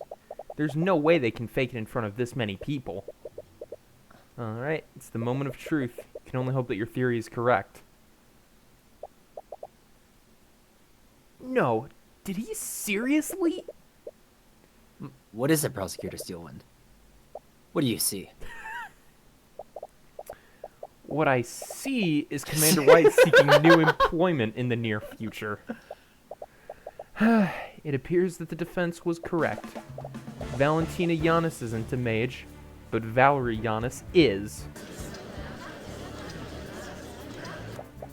What's more, Valerie Giannis' compendium contains the Mend Wounds spell, which makes the defense's theory entirely plausible. Please, just allow me to explain. We should allow you to explain what exactly. You're an unregistered mage, and you and your sister have made fools out of all of us with your perjury. How would you know what it's like, Lady Steelwind? What? Do you think we didn't notice your name? You're not like us. You don't have to hide. Whatever. This whole situation has gotten out of hand. I didn't think hiding it would cause so much trouble. And I won't let someone go to prison because of me, even if he is a necromancer. Please let me testify about what I saw. I'll tell you what really happened that day. Very well. You understand that there will be repercussions for your actions, witness. Yes, I know.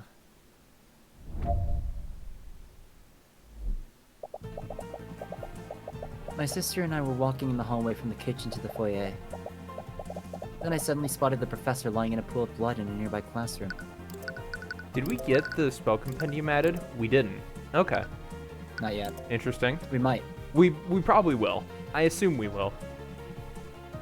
Or we also do have Mend Wounds in our spell list right now, so. Yeah, but we have Wallace's whole compendium. Yeah. So Valentina used the communication device to call for help while I tried to save her. I saw that she was bleeding, so I cast Mend Wounds on her to close her wounds. But it was too late. I closed the hole in her stomach, but she was already dead. There was a hole in her stomach? Your Honor, as you can clearly see from the witness's testimony, the trace of necromancy was left by the witness, not my client. What's more, it's clear that there is a physical wound on the body. Hey, remember that joke about like shanking Bellwether with a non-magical knife. I see. Well, His words trail off. He clearly doesn't want to pass a verdict when there's no clear culprit, but he has no choice. The case against Wallace is predicated on Bellwether being killed by necromancy. With Valerie's testimony, the prosecution doesn't have a shred of evidence implicating him. very well. The court sees no reason to prolong this trial. With these new developments, the court has no choice but to find Wallace Nightgrave not... Arya Steelwind, if you come in with an objection... Please do, actually. Objection! Son of a... Yeah.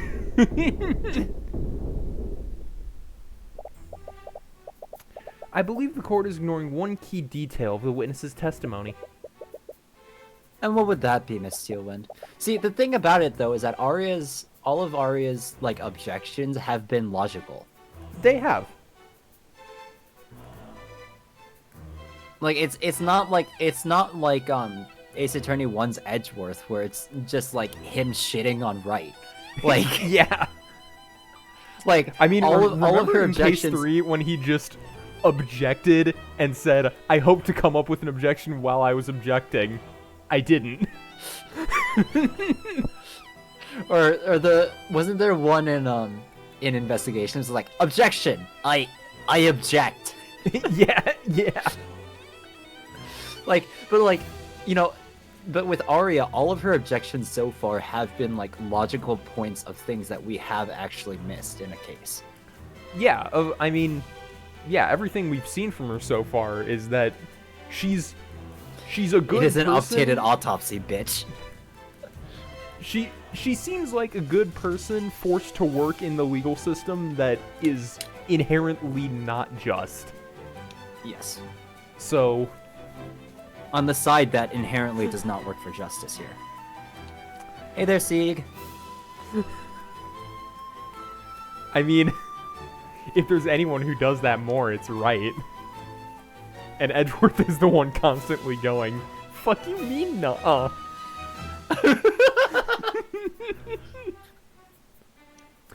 Let's re-examine the witness's testimony. Okay. Used a communication device to call for help. So she was bleeding, so cast mend wounds to close the wounds. Too late, close the hole in the stomach. Communication device that Valentinianus used logs the time of day during each use. Did not know that. Literally did not know that. I mean, it makes sense. It didn't come up though, so, you know. From this log, we knew that Valentini used this device at 3:04 p.m. Interesting. Died at 2:01, so the body was there for over an hour. Okay. Alright.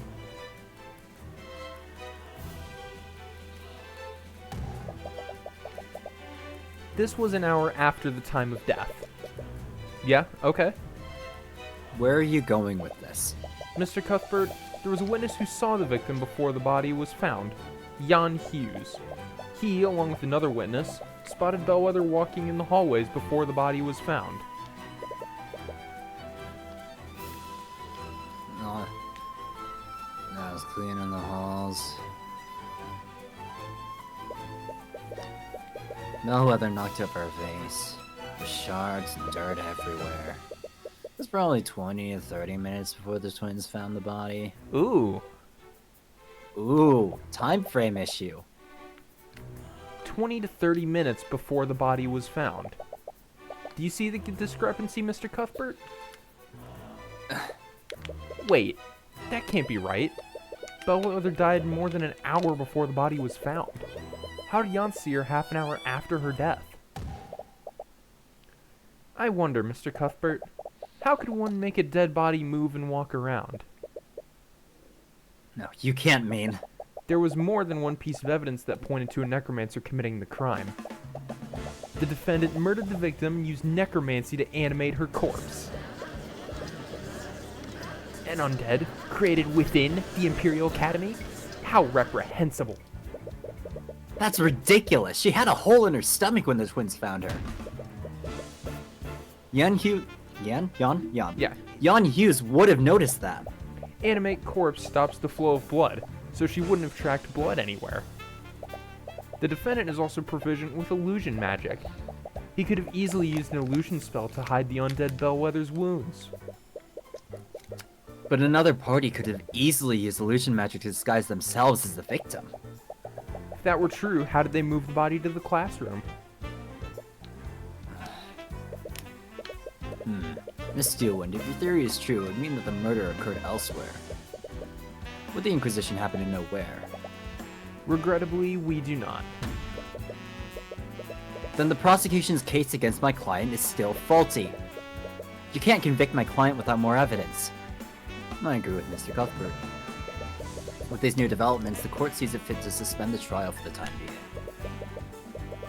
We will give the law enforcement time to investigate these unknowns. Court proceedings for this case will resume tomorrow morning. Court is adjourned.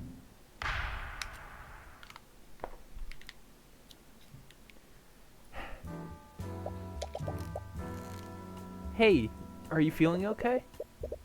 Body's seen moving around an hour after death.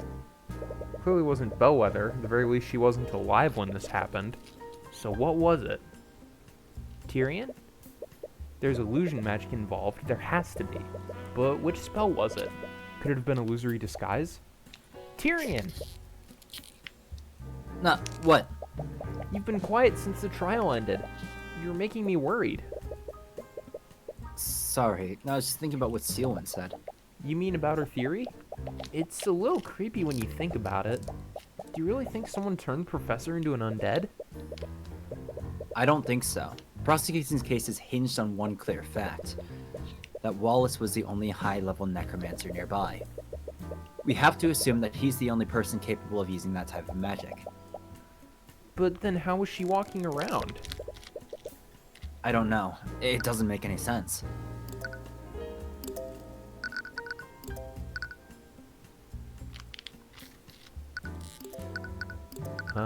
Which one is it? This one.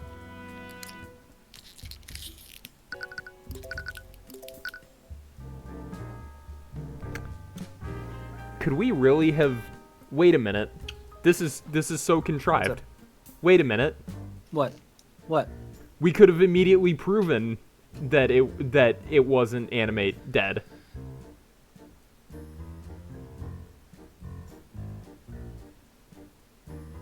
We could have immediately proven that. Because we have Jan's statement. Well, we'll prove it later. But we could have proven it now. But then we wouldn't have found the real killer. Who gives a shit? That's not my fucking job.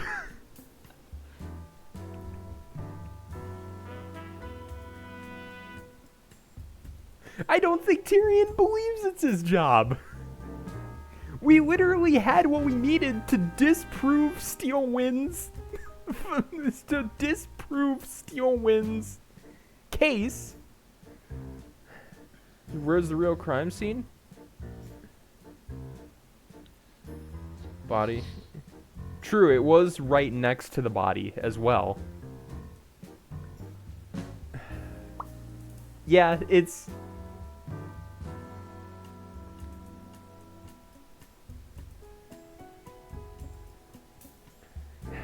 It's silly.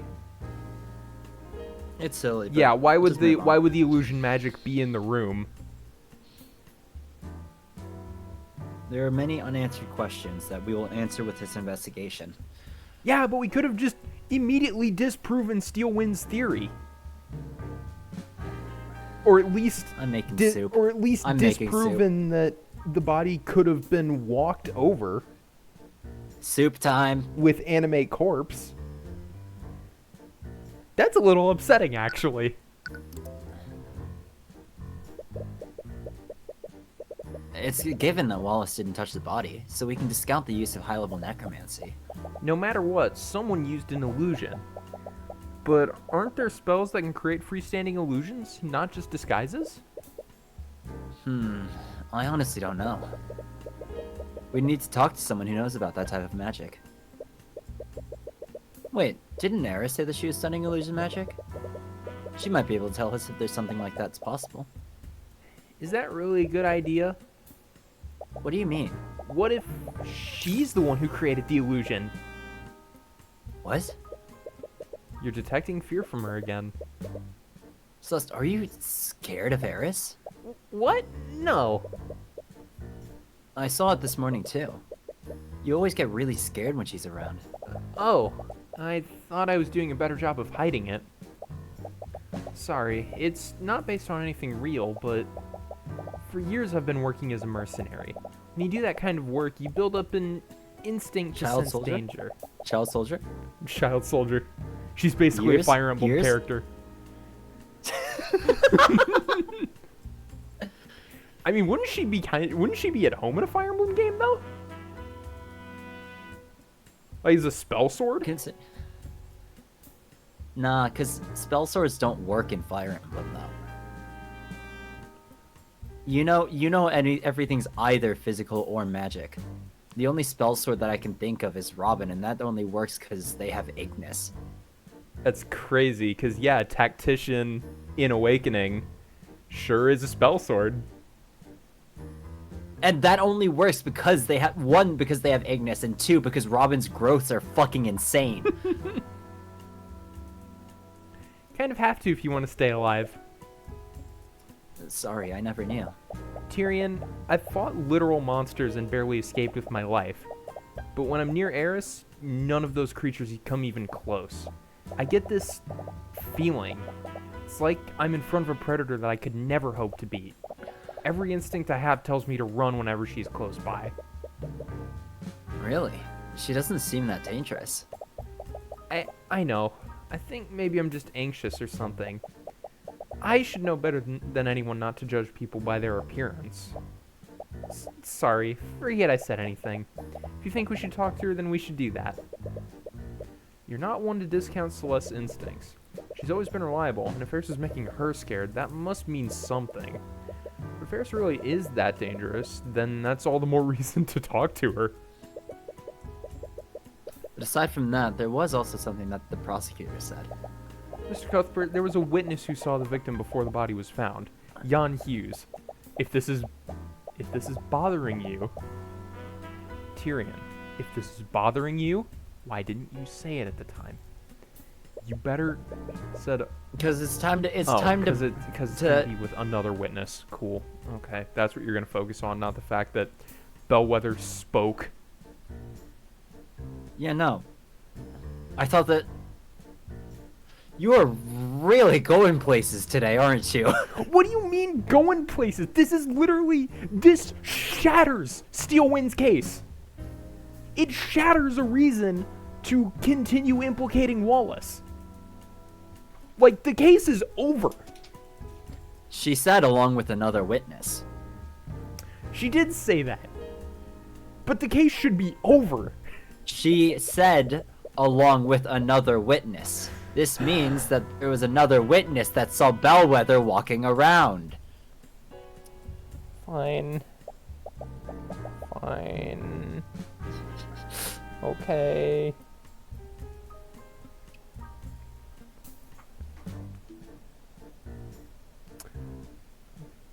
Did notice that, but Tyrion hasn't really shown any drive to find the real murder suspect yet, just as a matter of course.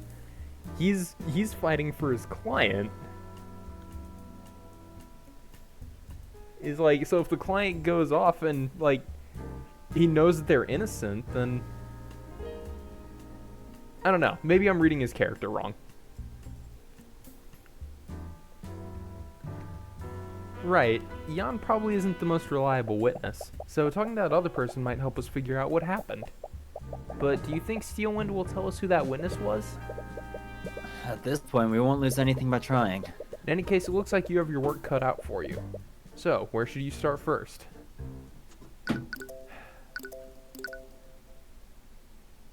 Don't worry about it. Don't worry about it. Don't worry about it. Don't worry about it. Don't worry about it.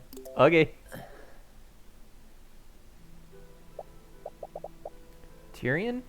What are we doing here? I'm not sure. For some reason you felt drawn to this place. Wait, is that Eris? Of course it is. Celeste points further into the cemetery. There you see Eris standing in front of a gravestone. She's placing flowers on it and appears to be chanting a short prayer. Well, we found her. We should probably talk to her later. It would be rude to disturb her now. As you're about to leave, Eris suddenly turns to face you. She's far away, but you can see her beckoning you over. Oh, hello there. Were you two looking for me? Sorry, we were looking for you, but we understand if you're out to talk later. No, I was just finishing up here. Did you have something you wanted to talk to me about? Well, we wanted to ask you some questions about the case. Oh? This is my first time watching a court trial. You were truly remarkable. Thank you. Were you in the gallery? I've always enjoyed watching physical battles in the theater, but I see now that battles of wits can be just as entertaining to watch. Yeah, that's what was going on in there. Mm-hmm. Battle of wits. Uh-huh. Yeah, mm-hmm. I Just sure let showed, it go. I sure Let showed... it go. Let it go. No, I was saying I sure showed my wit in there.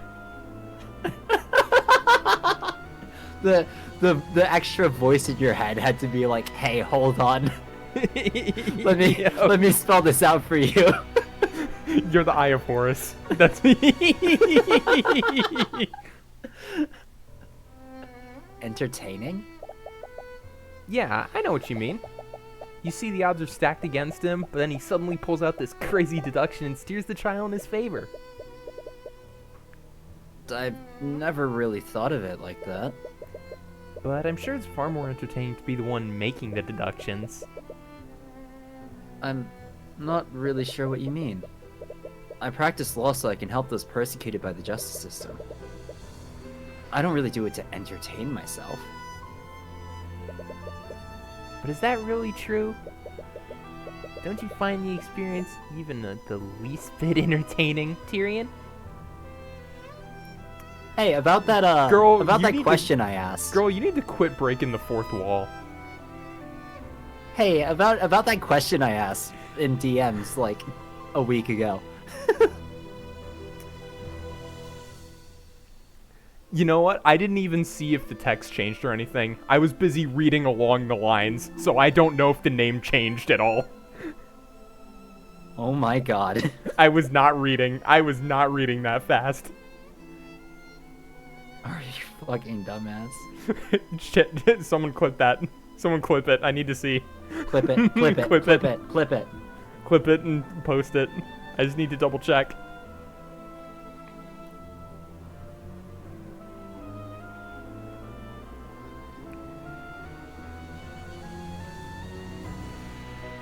it is. I don't want a 60-second clip, and please stop fucking lagging.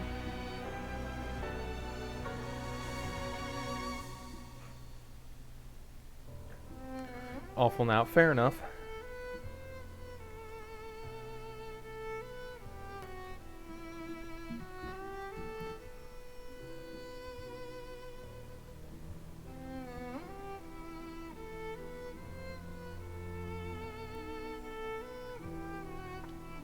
I mean, I can always go back and look later, because I was very much in the I'm reading text in my favorite video game, and I'm not reading far ahead.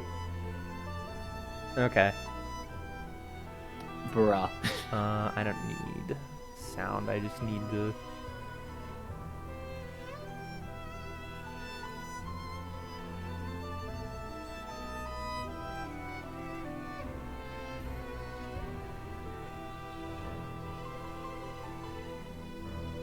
Oh yeah, it used my user file. Whew! Glad I decided to use a personal username for that instead of a different name.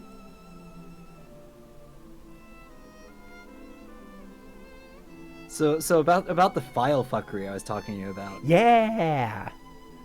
I did kind of want to change that one just so it would like, just so it all fit, but changing the user root file name is, yeah, it can lead to some problems, so I decided it wasn't worth it, and, like, I don't really care if I use Libra.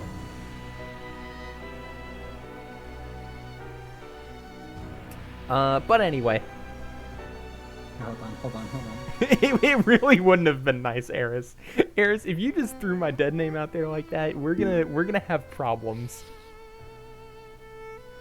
What did you send me? This is what I wanted to send. Yeah, here, let me read it exactly. Zodiac.exe. Alternatively, fuck it, we ball and no research. What happens, happens. Clough. I could say the funniest thing, but I can't. And then unsent in the message box. Unrelated, but your PC username doesn't dox you, does it? And I did double check what it was, and I found out, it's my zodiac sign. You guys get a month of when my birthday is, but we've also celebrated my birthday on stream, so you already know We've that. also done birthday streams. So yeah. Funny. Eris, for me, when I played through this case, Eris said my full name, because that's my title. Mm-hmm. That's my user file. And I was like, okay.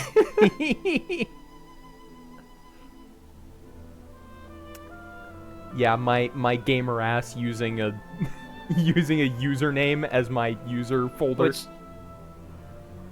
this is actually as... Okay, now that this scene is over, this is actually as far as I remember. I don't know if... Remember that dream? Mm-hmm. I don't know if the Heavensborn that person was talking about refers to us or refers to Tyrion. Okay. Wouldn't that be It's probably Tyrion. Just based like heaven. If it's Heavensborn, I don't remember what the fuck she said, honestly. But if it's Heavensborn, then it's probably Tyrion. Because like we're probably heaven. She's been doing some fourth wall fuckery. Drawn birthday gifts? Probably. Yeah, I think so. Yeah. Anyway, video game.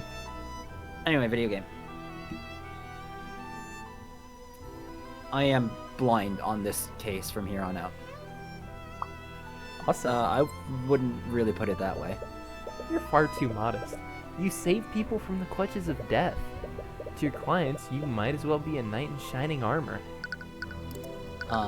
There is a chance that I might remember things as things go on, and in that case, like what happened with the trial, I'll just shut up until you really need it. Earlier you said that you're studying illusion magic. I am. Did you want to ask me about the prosecution's theory? Yes, actually. How did you know? It was easy to guess after seeing you in the courthouse. Anyways, disguising an undead with an illusion is definitely possible. And as Lady Steelwind said, illusory disguise would be the best spell to use for that. Can you go into illusory disguise again? Just read it through. Sure. Spells disguise. Okay. Elements created by the spell are purely visual. You cannot make physical contact with it. So, if, right? If Bellwether had a huge hole in her stomach, does that mean that you could just stick your hand through the disguise? Yes. And it would go through? No, she's an endgame culprit, for sure. If she ends up being one. She's definitely endgame. This is overarching. This has overarching plot written all over it. She is not this week's villain. No, she's the end of the season villain, not the villain of the week.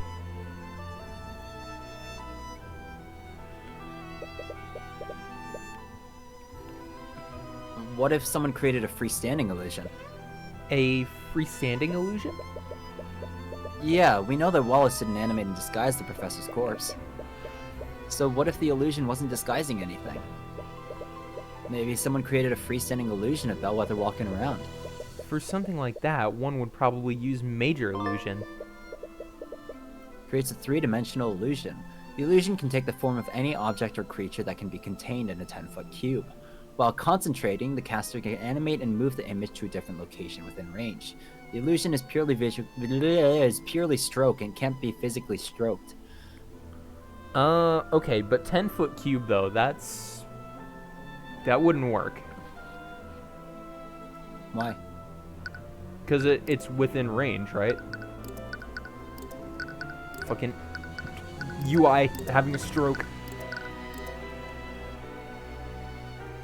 The only range listed is 10-foot cube. I see. I was under the assumption that the 10-foot cube was like the illusion can be a maximum of 10 by 10. And as long as you're concentrating, you can move it pretty much anywhere. Yeah, it's it doesn't list any other range, so I mean, I'm gonna rules lawyer it. This is Cake? a game about being a rules lawyer, isn't it? What, Cake? What? Did I stutter?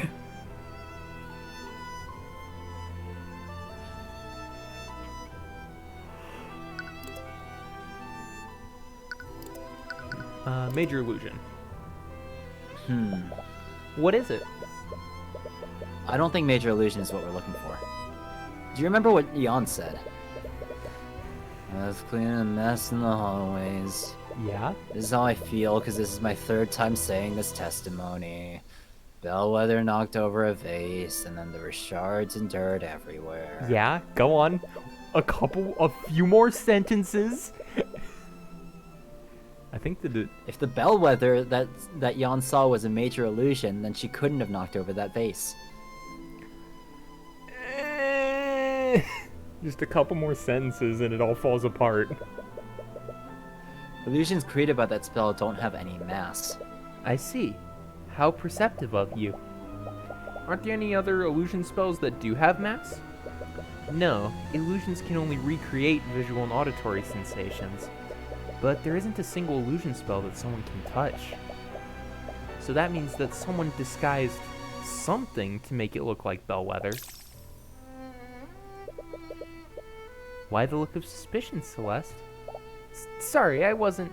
Calm down, I'm only joking. I don't blame you for considering every possibility. Unless! In fact, I'm flattered you think I'm capable of pulling off such an elaborate ruse. Bitch, you just rewrote time. You just called me by my... You called us by our actual names and then rewrote time so you didn't. I think you're capable of a lot more than that. I don't know what even to call that. Like, to call that name that she called me. Username? I guess? But I don't even really Username? use it for that anymore. Username? I don't even really use it for that anymore. Dude, Username? you wanna know how that name, like, ended up, like, how I ended up using that name? Like, when I first started using it? Uh-huh. There was a Beyblade game for the DS, alright? Oh, Seek, I just got your message on Pinecone. I will do that. Seek sent this to me. That is exactly the video I was thinking of when I said that. It's the... Here, I can... If I actually use Discord on my regular computer, I can post it in chat. You had a short nightmare where you woke up, opened our stream, and Arya said your full legal name.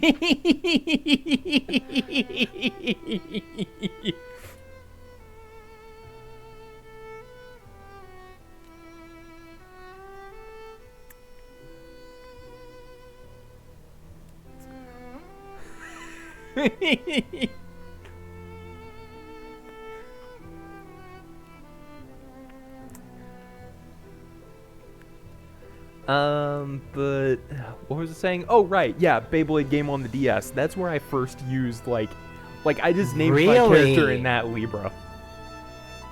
Really? Did you use the Libra Bay?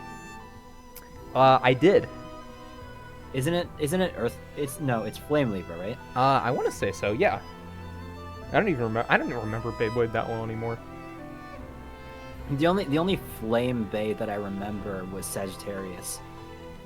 Because I thought that Libra was Earth. It might have been. I don't know. No, Earth was Virgo. Earth was Virgo. There were a few that used Earth. Well, no, it was Eagle and Virgo. Those were the two Earths. I don't remember anyone who used Flame Libra though. Yeah, I don't remember anyone who used it. Wait, Flame Libra T125 ES. Yeah. Is it gonna... No, this is...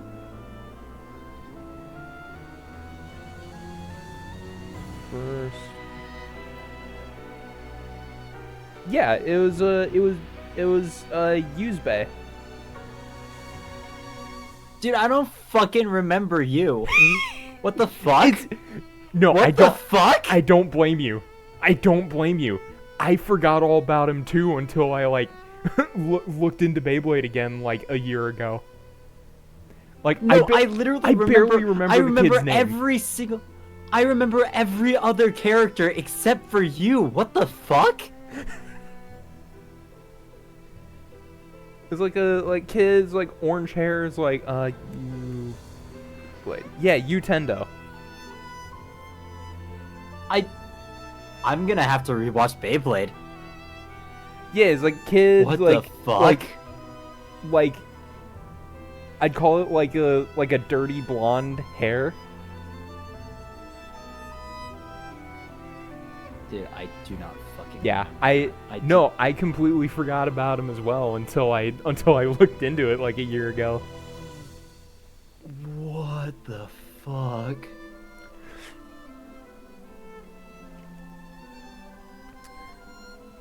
But yeah, that's where I first used that. Funny enough is like what I chose to use was Libra and then like 3 random numbers. 904, that's where I get 904 from. I just think it sounds nice run together like that. I mean, you know where mine came from. Yeah, I'm pretty sure. It's the fucking most like inane bullshit. Oh, speaking of Beyblade, actually, well, one, I remember telling you this, but I actually did first meet you while you were playing with, I want to say it was Tyrion. Ooh. You were like you were doing a mock Beyblade battle in like summer school of like 3rd grade on the swing set. I remember this. Oh my god, you might be right. That's where I first met you. We didn't actually talk until high school, but I know we didn't. Remember meeting you there. There have been multiple. I have multiple. I know we're basically just shifting away and doing a podcast at this point. This is Zodiac EXE 904 lore. Yes. Maybe one day I'll share what Zodiac EXE is, but you know. For now, I have multiple friends that I'm like that with, where like I met them way before we talked and became friends. You want to know where Logan and I first met? Flag like football. Preschool? No fucking way. We played flag football against each other. I specifically remember him. He's the tall ginger on the offensive line. Like it also helped because like I remember it also helped that his coach was extremely memorable as well. I drink water, fuck you. But yeah, like, I remember seeing you with Tyrion, and I was like those two are such nerds. And then 2 years later I got into Beyblade and it was never the same again. Haha. My ghost haunted you. I know. Tyrion and I's ghost haunted you. God, I do need to rewatch Beyblade. I had a negative impact That- on your life before we That- even really 'cause- knew each other. Because that's like one of the series that like made me who I am. Which Yeah. is weird to say, but like, holy shit, that's a blast from the past. Speaking of Beyblade though, I was walking around an electronics store like 2 weeks ago. Mm-hmm. And guess what I saw, like, just hanging off a shelf at this, like, random Japanese, like, supermarket electronics store. What did you see? The Metal Fusion version of Drago. Oh. Ooh. El Drago. Lightning. I saw the original Metal Fusion version of Lightning El Drago at this electronics store. Wow. And this is like the other day, right? This is like 2 weeks ago. 2 weeks ago. Yeah. That's crazy. It's probably still there because no one cares about Metal Fusion anymore. But like, I do. That's holy shit. I'll be honest that's with an you. actual that's fucking blast from the past. That's the only Beyblade series I ever watched. I went up to Metal Fury and then I could not get into Shogun Steel. What's the difference between... Oh god, now I'm second guessing myself. What? I'm looking... How long did Metal Fury run? So you can tell which one it is by which Pegasus did Ginga have? Okay. Because if you watched up to Storm Pegasus, then that's Metal Fusion. Metal Fury was Cosmic. That was the one with the form change. Okay. I think... And then the one in the middle, I forget the name of the series, but the one in the middle was Galaxy Pegasus.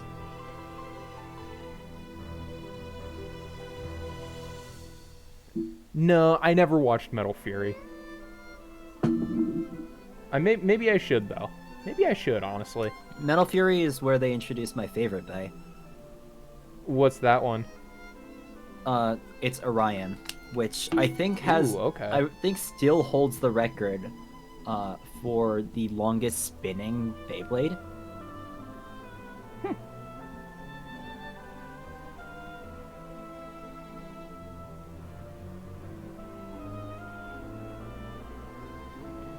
Yeah, no, I Yeah, only so watched through Metal Fusion. So, like actually, like physically speaking, the actual top, it's one of the best stamina types. Because it has bearings in the performance tip, and the Metal Fusion wheel focuses all the way to the outside. Oh, okay.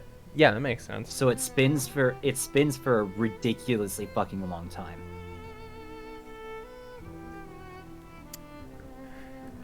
Anyways, Cake, where were you? Anyways. Oh, geez, when was that trip? Ooh. Yeah, so bearing drive can regularly spin for between 2 to 5 minutes, with the longest time being over 7.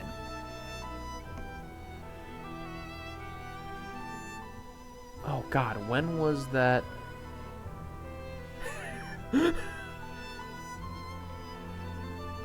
Cake is having Did you actually go on a trip to Germany, Aria? Yes, there were a few days where we were in Munich, and then we spent a night in Berlin, and between that time we were in Italy. Or like went through the Alps, like went through Austria, and like we're in Italy. Okay, for so most were you of it. ever in Munich or Berlin, Cake? In the year, oh God, I forget what year it was. This was the summer I broke my hand playing baseball, and I was wearing a cast. If that makes it more memorable. In case they saw me. Yeah, but having an actual like year would be nice. It would. You're right. I just don't remember what year that was. I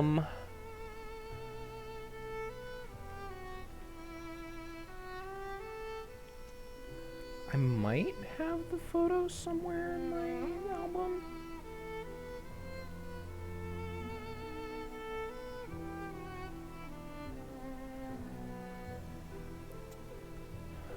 This might also be only as old as... Yeah, I think my photo album is only as old as this phone. What year were you in Berlin? Yeah, I don't have access to like the... Do you know what school year you were in when you traveled?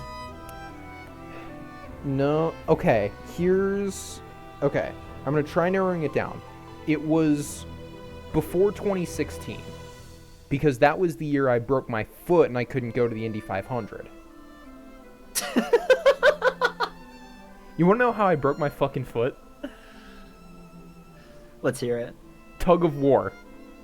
During like Beautiful. eighth grade field day. Tug of war. Beautiful. Fell over. Beautiful. Someone landed on my foot wrong. I missed 8th grade graduation because of that. Beautiful. I couldn't go. It's the stupidest injury I've ever had. And I'm hoping it holds that record forever. Might not. let's be not terrified. No, she can stew in her fear. We're busy. We're busy podcasting. She can stew in that fear.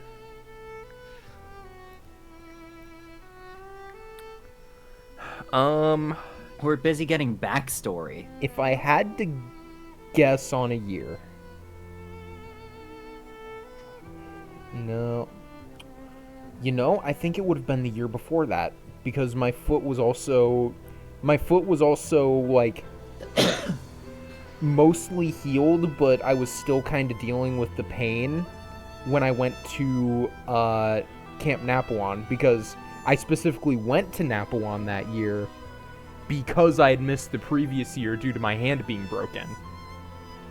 So you weren't in Berlin, so it would have been 2015. Holy shit, that's gonna be a decade ago this year. Time isn't real. Time is very much real, and it is catching up with us. Time isn't real. What do you mean the last time I was in Europe was like a decade ago? What do you mean that's when I was in Europe? Tell a lie. I did do the London New Year's Day parade. In high school. But they're not in the EU, so it doesn't count.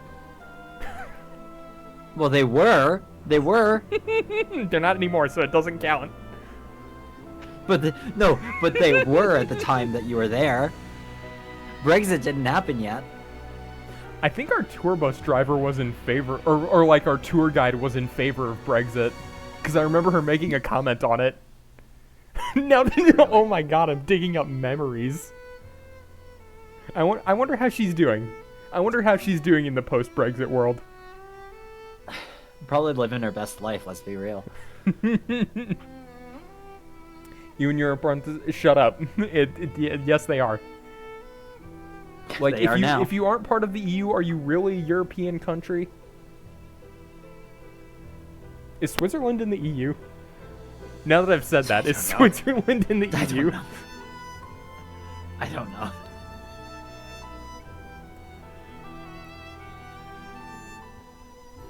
Switzerland is not a member state of the EU. Okay, so yeah, Switzerland isn't part of the EU. NK confirmed that, yeah. So yeah, Switzerland. Sorry, you're not Europe. You're not part of the European continent.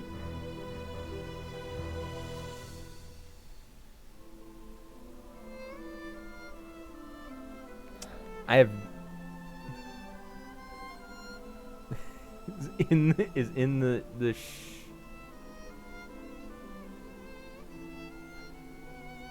Oh, I thought you were saying my name.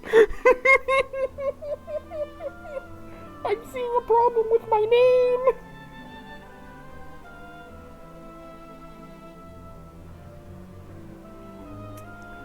Ooh, okay.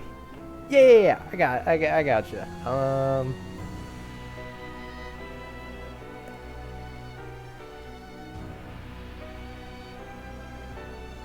The border. Oh, okay. I couldn't imagine what that's like, Cake. I couldn't imagine.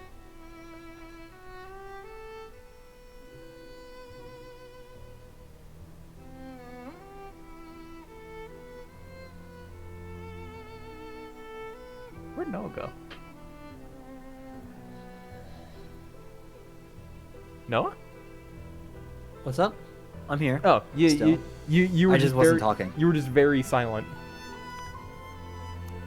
Okay. I mean, I was just today I kinda letting the learned carnage that happen. today I learned there was a specific name for like the open borders area for the EU.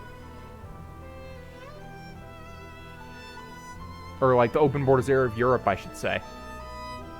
Well, today I learned that I should fucking rewatch Beyblade is what happened to me. I don't fucking remember like 6 of the major characters there. Okay. Anyway, I think that's enough lore drop today. We can keep playing the video game now. I thought you were going to say, I think that's enough video game for today. Yeah, just turn off the video game, go back to the starting soon screen, and just keep podcasting. All right. Anyway, that I wasn't my mouse wasn't on the right screen. Anyways, this does tell us one important thing. I don't remember what that thing was, though, because it's been so fucking long since we last talked about this. I know it was supposed to be like 5 seconds ago, but it seems like it was 3 hours. Why did it take you 20 minutes to advance that one that one box of text? The bellwether that Jan saw had a physical mass to it. It wasn't a freestanding illusion. It was someone or something disguised as bellwether. 30 minutes before the Giannis twins found the body. Oh, okay, yeah, this is just added to Jan's statement. The bellwether... Jan, you look different now. Yeah, what happened to you, buddy? The bellwether witnessed by Jan Hughes must have been disguised with an illusion. In addition to that, whoever he saw that day was physically there.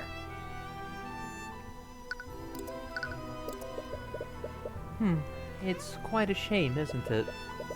Eris looks pensively at the gravestone. The name on the stone says Emily Grant, and her lifetime appears to be awfully short. She must have only been 12 years old when she died. Sorry for interrupting you. Was she someone you knew? Not personally. I'm actually here on Wallace's behalf. Wallace knew her? Wallace joined the academy as part of a program run by Headmaster Rendmond. At the time, the headmaster was reaching out to mages among the common folk. He had started a program to admit these mages to the academy without having to pay tuition. Both Emily and Wallace were among those mages. Wow, that must have been an amazing opportunity for them. The truth Until the is... Fire Nation attacked. Being called cake. I don't know if I can I don't know if I can say it without having known your like legal name, but I mean, I know you as Cake. I think Cake's a suitable name.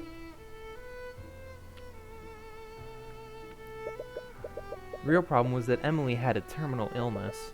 She and Wallace were poor orphans, and they obviously didn't have the resources to treat it. But if they enrolled in the academy... The academy would be obligated to give her medical treatment. The Imperial Academy teaches the best mages in the kingdom. They thought that curing her illness would be an easy task for the Academy's healers. But they were mistaken, I'm afraid. I'm sure you know this by now, but healing spells can only treat wounds. They can't cure illnesses. Emily's condition only got worse over the years, and eventually she succumbed to her illness. Wallace was furious. He didn't understand why the kingdom was outlawing magic that could save lives. And that's why he decided to learn it himself. Yes. Does Revivify cure diseases? Or if you revive her, will she just die instantly again? So it does not heal wounds sustained, so I would assume not. No. Just, you know.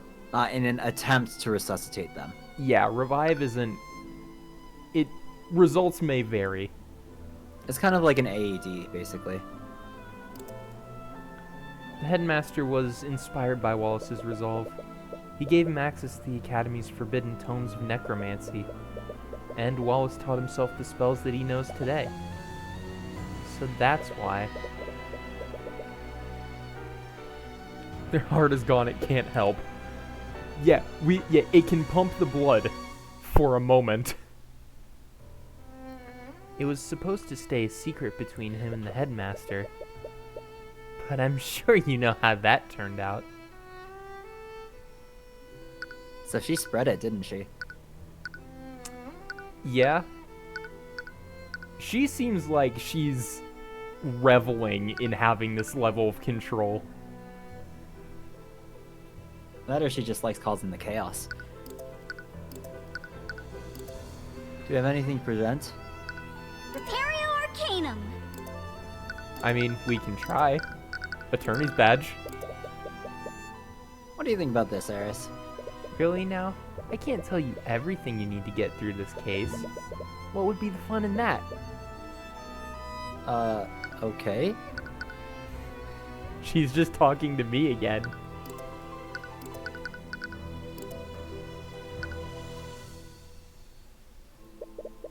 It's great for an individual that you don't know. It'd be best to leave it undisturbed. Oh. Oh. It's a grave... Oh, that's the... Got it. It's the grave of Emily Grant. It's a shame that she died so young. Briefly say a brief prayer to Bahamut. Okay. Yeah, I think that's everything.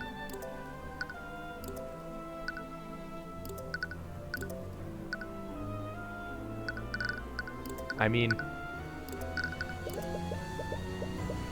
We know that Wallace is accepted through Redmond's program.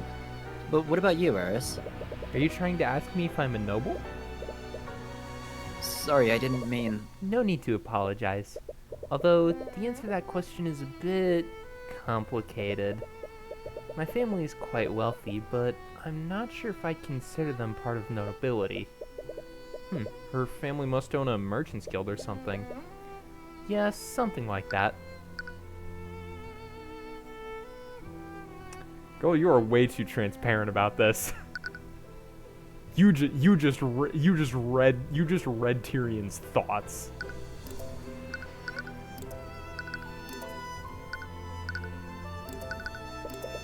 Okay. Well.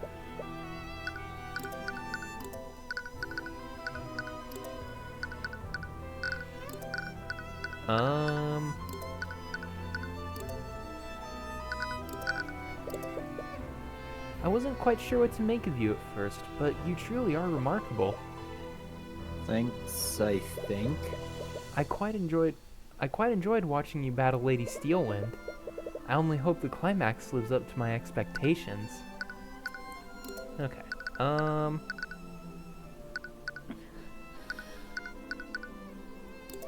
Starting the foyer. Oh, yeah, this is where... Never mind. Library. Oh, it's you, Mr. Cuthbert. Steelwind, what are you doing here? After what happened at the trial yesterday, I decided it would be best to start my investigation here. The time frame on this is also really fucked up, too. Because didn't the judge say that the trial would start Tomorrow morning? So is this, like, before the morning? So what I'm assuming is that the trial starts at, like, 10, and we're up at, like, 6 here, investigating. Ew. Who would want to be up at 6? Who the fuck starts something at 10? God. Church. A fucking just the loser two of would us. start something at 10 a.m. Right, Wallace was in the library for the entire morning. so it makes sense that she'd start her search here.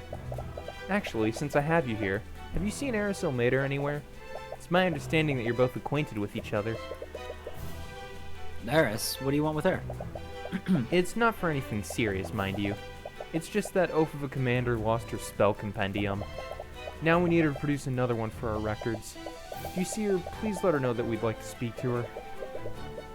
We saw her earlier in the cemetery nearby, but I have no idea where she is now. Once again, I have to compensate for that idiot's mistakes.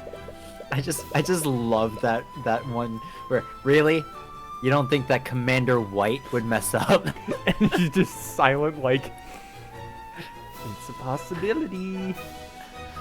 Anyway, I was wondering if I could ask you some questions about the case. Very well. I suppose I still need to honor our deal from earlier. Have you had any luck finding the scene of the crime? Unfortunately, I haven't. From the witnesses' testimonies, we have a rough idea of the route Bellwether took, but none of the rooms we've checked have any sign of a struggle. Why are you so sure that a struggle happened? I'm mainly basing that off of the honest sister's testimonies. Valerie in particular noticed that the bleeding came from a wound in her stomach. Regrettably, the body's wounds were mended, so we can't determine what kind of weapon the murderer used. During the trial, you mentioned that there was another witness saw Bellwether walking around yesterday. Would you be willing to tell us who that person is? I'm sorry, but I can't tell you that. Caught a little off guard. You've been pretty transparent with your investigation so far. She was stabbed by Shapewater.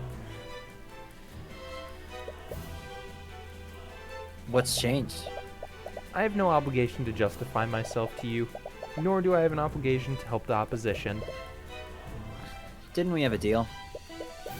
Hiding information doesn't exactly seem fair to us. I believe I've given you plenty of information already. So regardless of what I said before, the answer is still no. Her family is dangerous. The Eye of Horus catches a stray thought from her. Her family is dangerous? What does that mean? Is there something about this witness's family that you're worried about? Ooh, caught the fear too! No, this could be a feint. I don't know, just the fact that she thinks so highly of us when all of, like, most of our like perceptiveness is just due to a supernatural ability to read minds. Yeah. I'm sorry, but you'll have to try harder than that if you want to bluff me. She referred to the witness as her. Furthermore, she said that her family is dangerous. Why would she go to such lengths to hide the witness's identity? In any case, it looks like she's not willing to share more at the moment. Maybe you should try looking somewhere else. Repario Arcanum. Always worth a look. Always worth a look. One of these days you're actually going to catch something. Yep. It's a holy text from the Church of Bahamut. Well, I missed it the first time around because it was still like a new ability that like didn't immediately think it was in our arsenal. So now I use it everywhere just in case. I read some of these with Eris earlier. I've been meaning to ask, do you guys worship dragons in Wyverngard? I've never really been the religious type, but I've seen some devout worshippers in the capital. It's the most prominent religion here. Scaled Lord Rathalion is said to be the source of all arcane magic. It's no wonder that he's such a large part of our culture.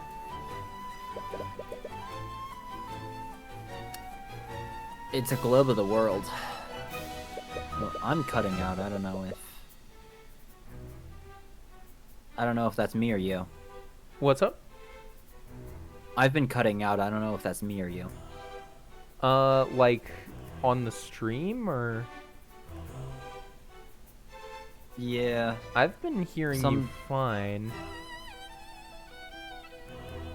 I guess we'll see. It's amazing how many other nations there are aside from Wyverngard. I've been to most of these places. You should come with me next time, Tyrion. Isn't traveling through the border heavily restricted? Don't worry, I won't report you. Can't exactly blame you for wanting to leave. She hates her job too, huh? Yeah, no. Can't help but notice that nobody is ever happy. Like, happiness is the rarest emotion we find. There are tables for students to sit at while they study. I don't think I could handle studying here day after day. The library is full of books for educational purposes. It's too bad they don't have any fictional books. Were you looking for a novel to read? Yeah, I was hoping they'd have some mystery novels I could read. You like mystery novels. Of course. Why do you think I like this job so much? I've never really been a fan of the mystery genre. What? But your whole career is about solving mysteries. Exactly. It's exhausting. When I read a novel, I just want to read about simple fantasy stories and classic heroes. I guess that makes sense. What about you, Steelwind? I don't really have time for such things. She probably reads They're- like romance. They're just hanging out. They're just being friends right now. She probably reads like the super mushy romance. Due to constant misuse of the arcane construct's voice systems, voice lines can now only be set by Headmaster Redmond. Honestly, if I had free reign of the construct's voice systems,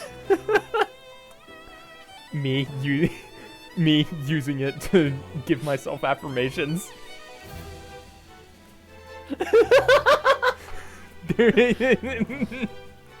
I'm sure that would be considered misuse of it, but like, give a girl a break, okay? students like you is why that rule exists now. Not according to the academy. It's not Bumotron. Is that why I can't make the constructs say things? The constructs speak using Professor Bellwether's voice. Unfortunately, that was an open invitation to many of the students. A lot of them ordered the constructs to speak several obscenities using her voice. But why is Headmaster Redmond the only person allowed to set the voice lines? There were also rumors that several faculty members partook in these And everyone hates her. Yeah, no, nobody liked her. I can't blame them for wanting to let off some steam. That's so funny. Everyone was in on it. Okay. Locker room. Interesting. Wonder who we're gonna find here. Up. Mute. Okay, we're good. We're good. You spend some time wandering through the academy when you overhear a conversation from a nearby room. I was Redmond, wasn't I? Yes, you were. Okay. From what I understand, Miss Steelwind has already moved the investigation elsewhere. How long must I wait before I can retrieve my things? Sorry, old timer. Orders are orders.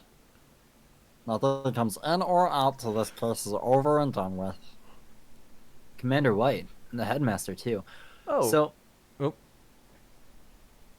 Tangent. Okay. Podcast time. I'll make this short. Go for it.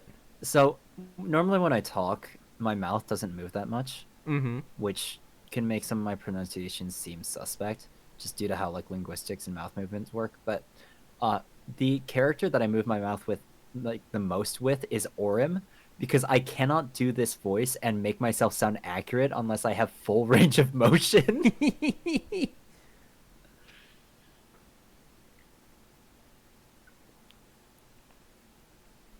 Bumbotron. Yeah, go for it. Oh, hello, Mr. Cuthbert. Ooh, that's a good way. That's a potential option. Could be. Oh, Oh, that's God. ooh.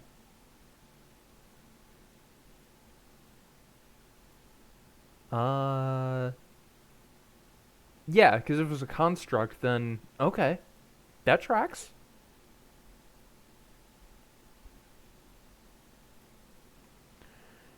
In any case, there are other matters I must attend to. Please inform me when I can reclaim my things. Sure. Looks like Commander White is standing guard in front of this locker room. and it doesn't look like he's conducting any sort of investigation. See here on Steelwind's orders? He might be able to tell you who the secret witness is. Argument time? Argument time? What was the headmaster talking to you about? Supposedly, he has some items stored in one of the faculty lockers. The problem is, Steelwood said no one gets in or out of this room. Except for her and you two, apparently. She won't even let the other knights in here. And us? Really? Is that normal? Yeah, the audio right now is a licensed copyrighted thing that would mute us on the VOD if we leave it up. So Yeah, if you we look have at it the muted for look now. at the VOD from yesterday, there are portions where this track is playing that are muted. So we're turning it back on once this stops playing, but whenever it does come up in investigations, we mute it. And we do have the audio from our side so that we can, like, so we know when it changes, so we can change it back immediately.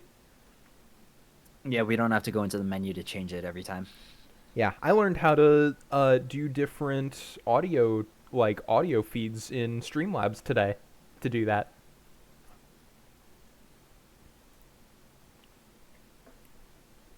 Nope, but things really are when she's calling the shots. Why would she give you access to the crime scene if she wasn't even letting the knights in? With the exception of you and Celeste McCoy, Prosecutor Steelwin isn't allowing anyone inside key areas of the Academy. She isn't even allowing the Knights of the Inquisition within these areas. She appears to be conducting the investigation single-handedly. I don't know what her deal is, but she's been acting strange lately. She's been real paranoid, that girl. Frankly, I can't tell what's going on through her head. We can. You mentioned that the prosecutor has been paranoid lately. Do you think it has something to do with this case? No, it started way before that.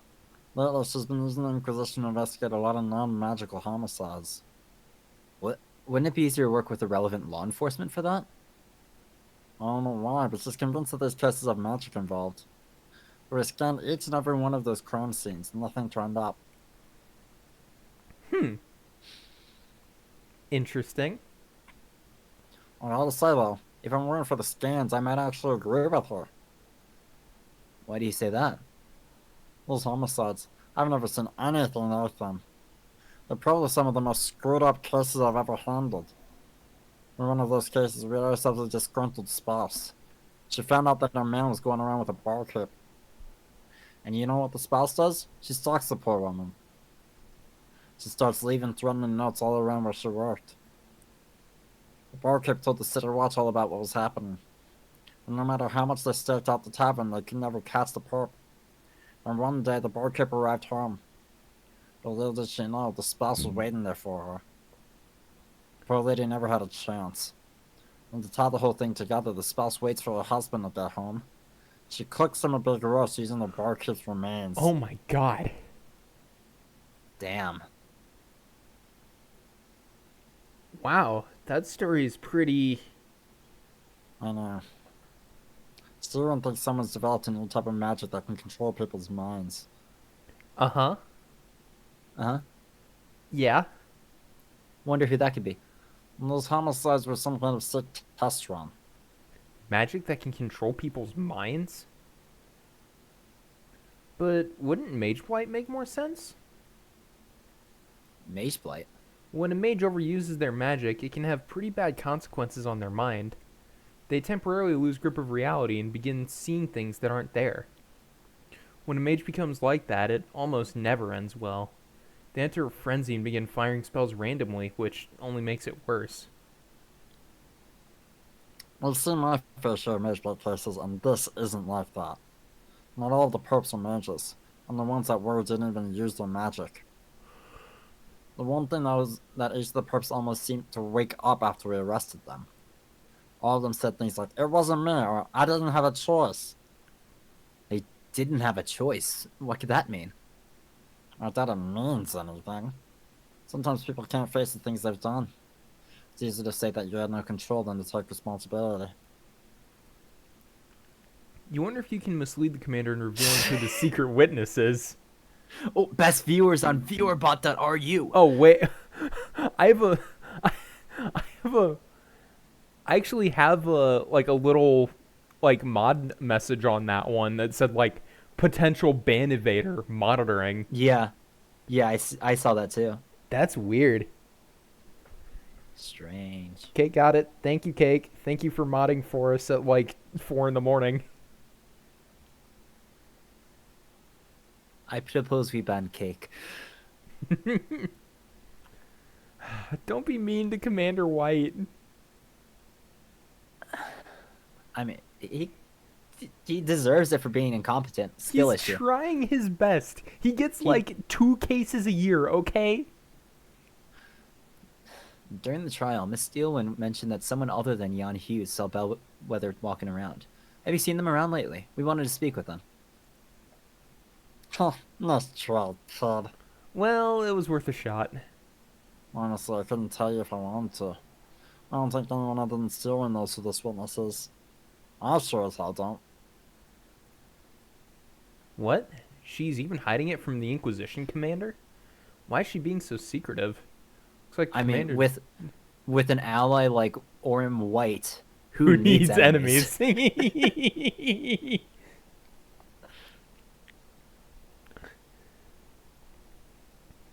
What, banning Cake?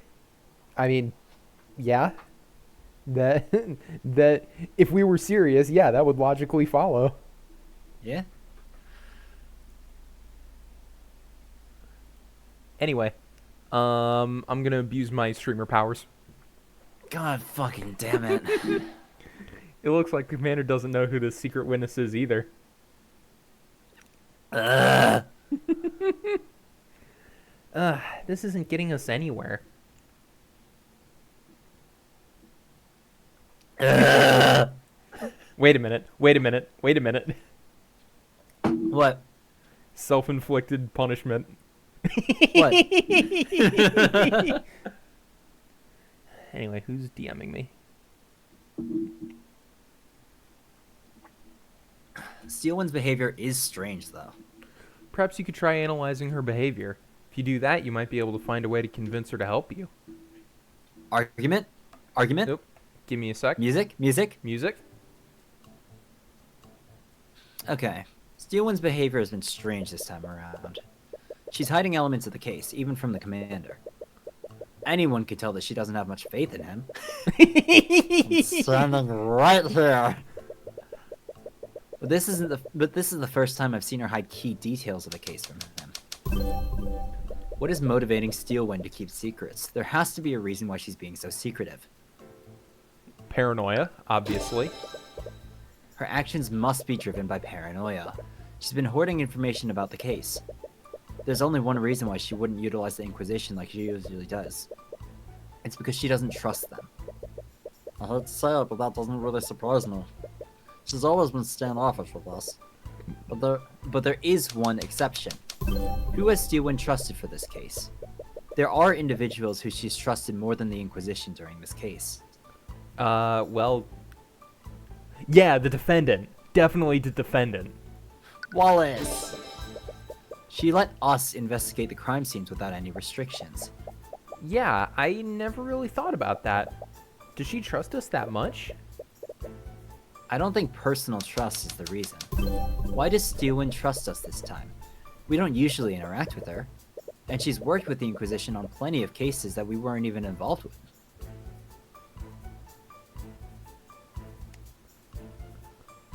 Okay, isn't... Ooh, Interesting. okay. Tyrion isn't capable of the nobility.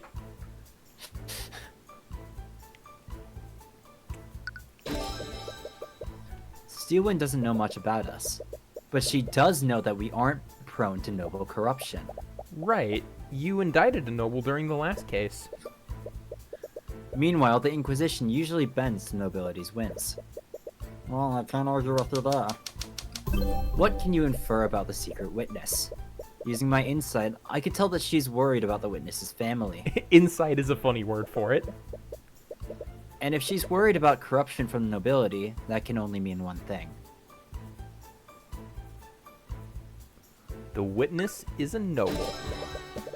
The witness has to belong to a noble family. That's why she's so wary of interference. But we're obviously not going to do anything corrupt. Why is she hiding the witness's identity from us? You recall seeing a thought through the eye. So regardless of what I said before, the answer is still no. The family is dangerous.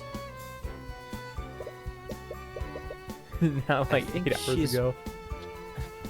I think she's worried about our safety. Well, we have to get creative when calculating gameplay time now, because there's a lot of yapping in there now. So the 3 hours from the first stream, we really only did 2.5 hours because we spent half an hour doing the podcast. We spent half an hour talking about lamps. Yes, exactly. And then this stream, I think we probably started around 7:15ish. But let's say we take another 15 off from our tangent earlier about Beyblade. So, call it 3. Are we counting the like 15 minutes that you spent fucking around in trial as part of gameplay? Yes, that was gameplay. Okay. So let's say 2.5 hours of gameplay today as well. So 5 hours. Yeah, the last trial was about 5 hours of gameplay time ago and 6 hours of stream time. This is a tangent too, so we can add like a couple minutes onto that.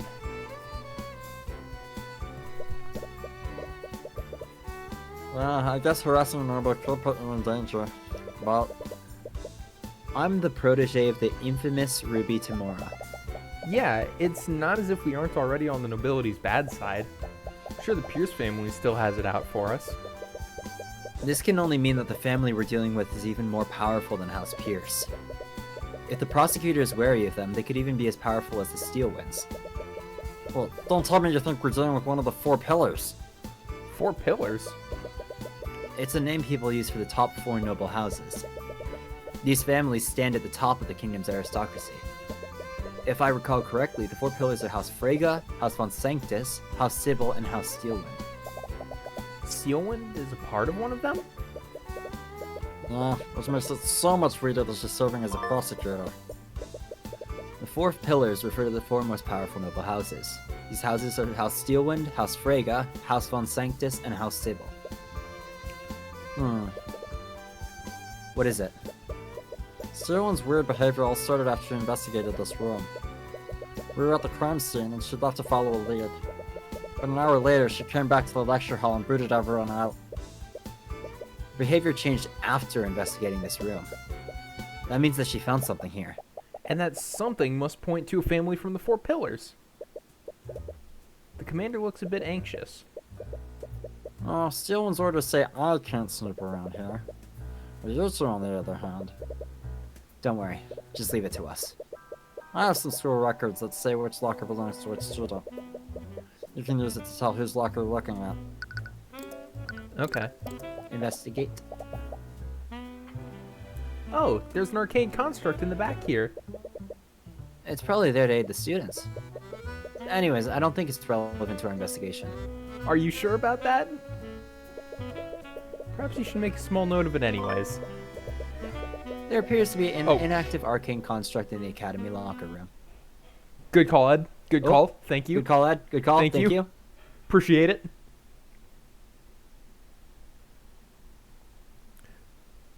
Good thing we didn't say anything of importance. Yeah. Like the construct in the back of the room that may or may not link with what Bumbotron said earlier. Use the legend that the commander gave you. Look carefully across the list and find some notable student names. Well, there's a Freyga, there's a von Sanctus, and there's a Sybil. Let's start with Wallace. Yep. You open Wallace's locker. Inside you find a bottle of fragrant liquid and something that looks like a makeup kit. Huh, I didn't expect Wallace to use stuff like this. It does seem strange, but it's not your place to judge. Yeah, it's not your fucking place to judge. I agree with that. Anyways, you should try looking through the other lockers. Use the legend the commander gave you. Look carefully across. Yep. Okay. Miriam Frege. You open the locker with Miriam Frege's ID number. Inside, you find a stack of worn-out textbooks and notebooks. Wait a minute. These notebooks all have Wallace's name on them. You open the notebook and look through its pages. It appears to be research on the art of necromancy. These are Wallace's notebooks. But why are they in Miriam Frege's locker? Did Miriam steal his things? What's going on here? You and Celeste check the locker more thoroughly. Wait a minute. Tyrion, take a look at this. That's blood. There's a stain of blood inside the locker with Miriam Frege's ID number. Crazy. I mean, only stuff like and that which is very important. Yeah. Commander, okay, Jaden Von Sanctus. Inside, you find several bottles of some kind of transparent lotion. There's nothing but lotion in here. Oh. I wonder why a student would need this much lotion. Take one of the bottles to inspect it more closely. Wait, Tyrion, don't touch those with your hands. Some kind of sanitizing liquid? It's a little strange, but it doesn't seem to be related to the case. Is the implication I think that we should just let sleeping dogs lie on that one. fair? Hey, I don't judge. It's not our place to judge. Yep. So I'd find some textbooks and a neatly stacked deck of tarot cards. Oh, it's like those cards that fortune tellers use. I wonder if the student studies divination magic. Anyways, I don't think this is related to the case. Okay. We found a few things, but I can't really make sense of any of it. We should look at this from the prosecutor's perspective. Stewan found something in one of the lockers. Whose locker had the most suspicious evidence? And whatever that was, it made her extremely paranoid. Obviously, Miriam Frege. No matter how we look at it, we found some insanely suspicious things in Frege's locker. Had Wallace's notebooks and even some blood. That blood is certainly strange. It implies that something bloody was stored there. Do you think That's where blood comes from, yes. Yeah? Yeah? Do you think someone stole it? Is this bad music again? Yeah, it's still bad music. Okay. Oh, I thought that it changed back for some reason. Never mind. No. Sorry. Implies that something bloody was stored there. Someone stole it. I think it was Steelwind who took it. Oh, right. Or mentioned that she investigated this room. She must have taken the bloody item as evidence. But with that said, there's something else that's strange about Miriam Frege's locker. It had a lot of Wallace's possessions. It's possible that she really did steal those items from him. But it's more likely that this locker isn't actually hers. Remember what Wallace told us before? Sometimes the other students would steal the ID number off of my locker. Then they'd switch it with the number of another locker. They thought it was funny whenever the student who owned that locker got angry with me. So someone switched the nameplates? This means that this isn't Miriam Frege's locker. It's Wallace's. But that would mean that the bloody object came from Wallace's locker. It appears so. There's a stain of blood inside the locker with Miriam Frege's ID number. This locker actually belongs to Wallace Nightgrave. Someone must have switched the ID numbers with Miriam's locker. Why do you make jokes? Because they're funny, and I want you to keep doing it. They're funny. Don't stop, please. It's funny when Apollo strikes you with the gift of prophecy. But if that's true, and it's funny when it's not a prediction, it's just like a one-off joke. But if that's true, why didn't Steelwind present the bloody item during the trial? I proved that Bellwether was wounded before Valerie healed her. Wouldn't that have been the perfect time to present what she found? Just like the perfect time to present that Animate Dead can't make something speak is, would have been like after Steelwind suggested it instead of waiting.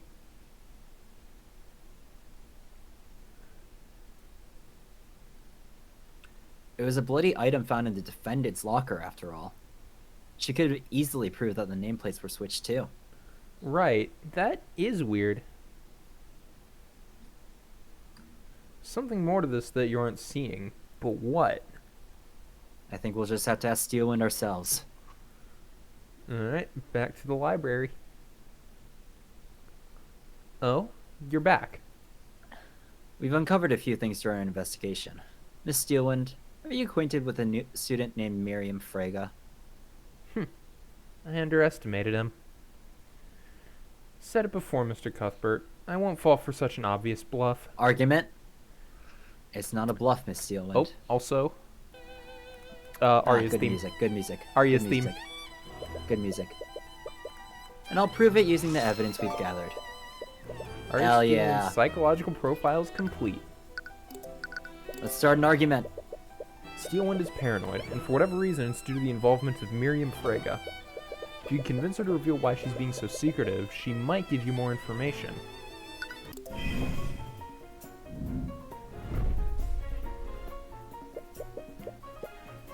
You've been behaving strangely, Steelwind. Steelwind is extremely logical and won't accept arguments that aren't supported by evidence. However, she has become secretive lately, and her actions seem to stem from paranoia. She's uneasy about case elements that relate to Miriam Frege, and she's very inclined to hide Frege's involvement from the court at all costs. Even the Knights of the Inquisition have noticed. Please just tell me, why are you being so paranoid? I'm not sure what you're trying to imply, Mr. Cuthbert. Nothing about my behavior has changed. I've approached this case objectively, just like I have with every other case.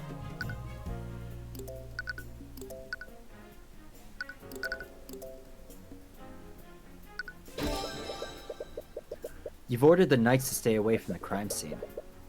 And you've even taken it upon yourself to conduct an investigation yourself. That is not normal behavior for a prosecutor. I took those actions because the Inquisition is incompetent. How could I possibly trust them with anything? The Knights are incompetent, but even you can see the value of delegation. During Celeste's case, you still delegated tasks to the Inquisition, and you could have easily investigated the McCoy Tavern yourself. This academy is huge. You wouldn't conduct your investigation this way unless you had a good reason. Sorry, Bumbletron. Then why don't you enlighten me? Why would I act in such a way? What would cause me to behave so strangely?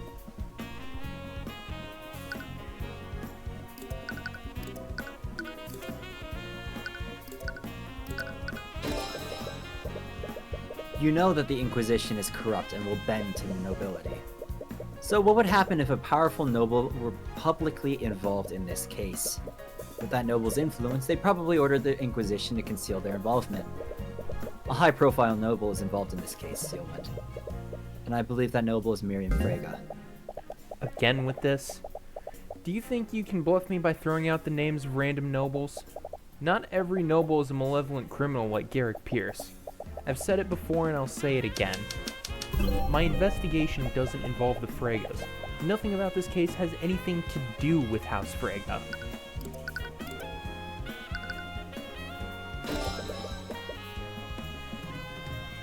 Then how do you explain this, Steelwind?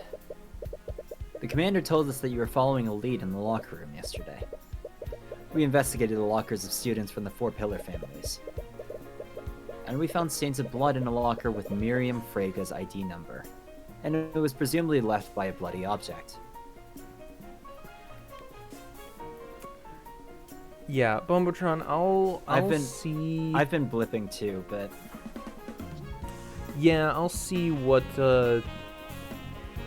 I get that sometimes with Twitch too, but it could be internet, or it could be my internet in general. We'll see, I'll see... Like, I've got a mental note of, like, the average, like, rate that the stream is running at, so I'll take a peek after the stream at, like, what numbers Twitch recommends, and if I may need to, like, bump down the quality a little bit to make it run better. The bloody object was taken by someone. And we heard that you became extremely paranoid after you found something in the locker room. If I had to guess, I'd say that you took the bloody object as evidence. And what evidence do you have to support these outrageous claims? What? The only thing you have is evidence of a blood stain. There's a myriad of explanations for that. Everything else you mentioned is pure speculation. You can't prove that piece of evidence exists. I could have found any number of things in that room, or possibly nothing at all.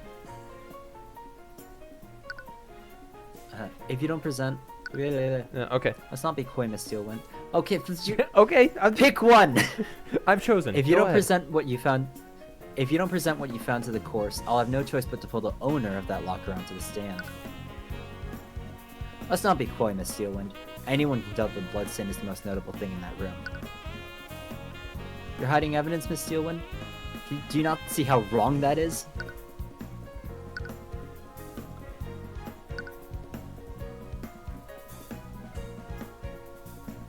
You're inclined to hide Frey's involvement at all costs.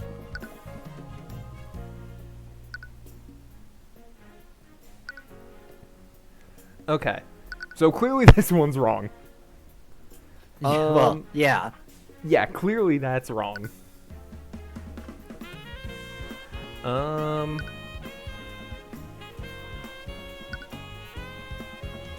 Paranoia. I mean, if she wants to keep it from the court at all costs, then you pulling the owner of that locker onto the stand is probably the last thing she wants. Yeah, I would guess so. And this one just really just... Yeah, this one doesn't seem to match very well. Like, Bloodstain's most notable thing in that room, I don't, that doesn't seem like it'd work. Yeah, all the lotion there. Yeah, all the lotion. You mean to tell me that the ocean of lotion isn't the most important thing in that room? You found an object in the locker with Miriam Frega's nameplate on it.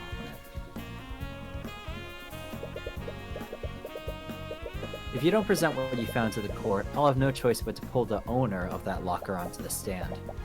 That's ridiculous. We both know that the locker in question belongs to Wallace Nightgrave. Can you unequivocally prove that, Miss Steelwind? Because the way I see it, there's a lot of room for doubt there. Enough doubt for me to pull Miss Frege onto the witness stand. But if I had more context, maybe I wouldn't have to resort to that.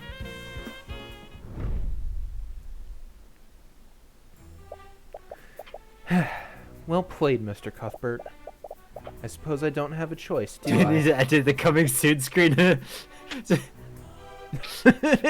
coming soon screen to make the lake into lotion. No, we don't need this. We don't need it. We don't need it. Excellent word choice too, Cake. The coming soon screen.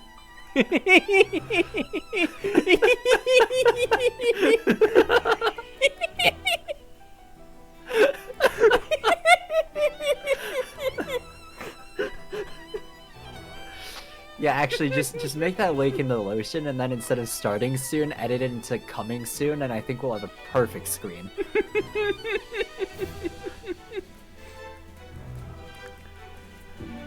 You successfully persuaded Arya Steelwind. Just so we're clear, I wasn't acting to protect the nobility. But I'll admit that Miriam Frege was the other witness that saw Bellwether that day. So I'm resetting the Discord stream because Oop. things. I see. I had some suspicions, but There's also another matter. Steelwind looks uneasy. When I was investigating be the sure to body, edit in a box of tissues. I found this. A tightly packed folder containing several documents. The documents contain evidence of detailing multiple instances of plagiarism, fraud, bribery of school officials, and various other offenses committed by Miriam Frege. That was just in her Ooh. locker? That was just in her locker? Man, if you're gonna commit a crime, do better hiding it. Nah, Ed, I think she meant, Cake's typo.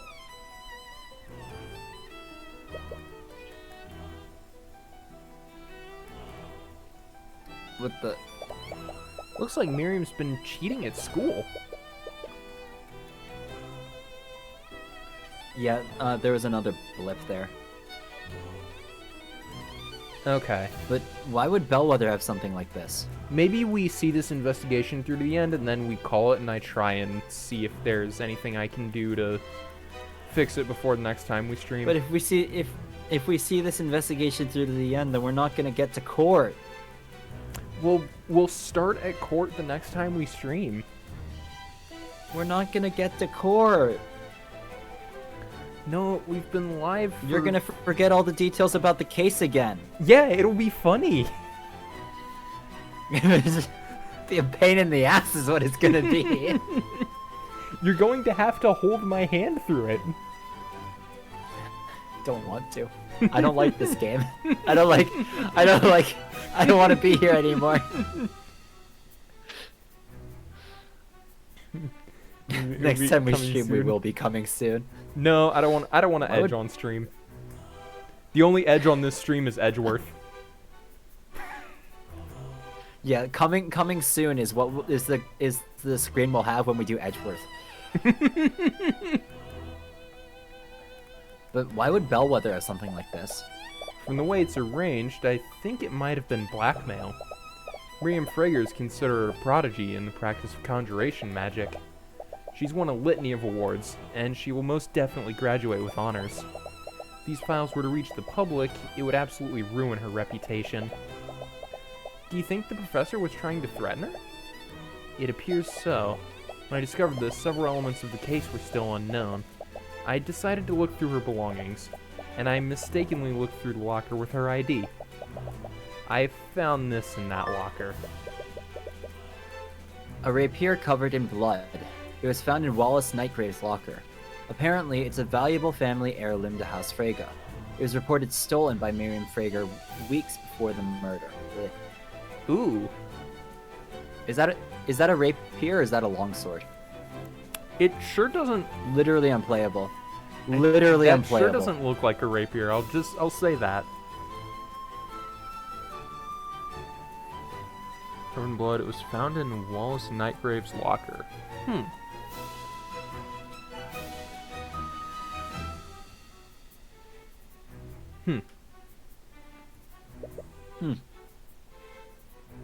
This is... It's very likely that this is the murder weapon. This rapier is a valuable family heirloom for House Frege. And a few weeks ago, Miriam reported that the rapier was stolen from her room. And then it was found in Wallace's locker. Not that I'm complaining, but why didn't you present this in court? To be honest, I'd like to avoid involving House Frege by any means necessary. I knew it! You're just protecting her, aren't you? Miss McCoy, do you recall how Wyvern Guard's justice system works? To acquit a defendant, you need to unequivocally prove that they didn't commit the crime. To do that, they either need a solid alibi, Or we need to prove that someone else committed the crime. What do you suppose will happen if you bring Miriam Frege onto the stand? House Frege won't allow one of its members to be indicted in a court of law. They'll plant and forge evidence to implicate your defendant, and they'll use the Inquisition to do so. So that's why you've been keeping them away from the investigation. Can't you do anything? Steel ones are powerful too, aren't they? I don't have the support of my house. Right now, I'm just a prosecutor, nothing more. Steelwind, you know that this isn't fair for us. Just do nothing. Do nothing and let us win. Celeste. If we can't go after Miriam, then you can at least help us save Wallace. I'm not going to do that. Why? What if Miriam Frege is the real killer? Her sword is the murder weapon, and Bellwether was trying to blackmail her. I seem to recall another case where an innocent person's sword was used to frame them. As a prosecutor, it is not my place to decide who's guilty and who's not. I won't engage in corruption, even if it's to counter corruption from another noble house. I'm sorry. Do you know where Miriam is right now? Didn't you hear what I just said? You can't let her think that there's even the slightest possibility you'll indict her. She'll bring the entire wrath of House Frege down on you. Regardless, I can't do anything for Wallace unless I know everything that happened. Frege has the last piece I need to put everything together. Well, I suppose I don't have much of a choice, do I?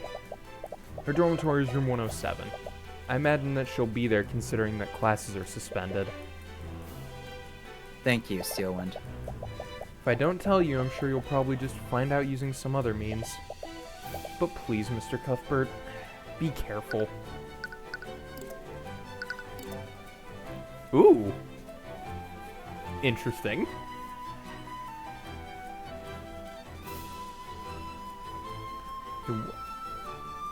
Yeah, it's... She's trying her best. And that's all we can really ask of her.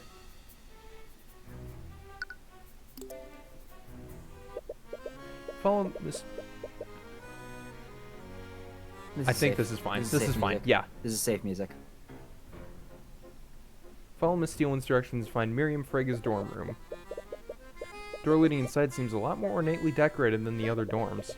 You go to knock on the door, but you don't realize that it's only partially closed. As your fist comes in contact with the wood, you accidentally push the door wide open. Excuse me? How dare you barge into my room? These insects have no respect. Sorry, I meant to knock, but... Construct, remove these hoodlums from my room. Acknowledged.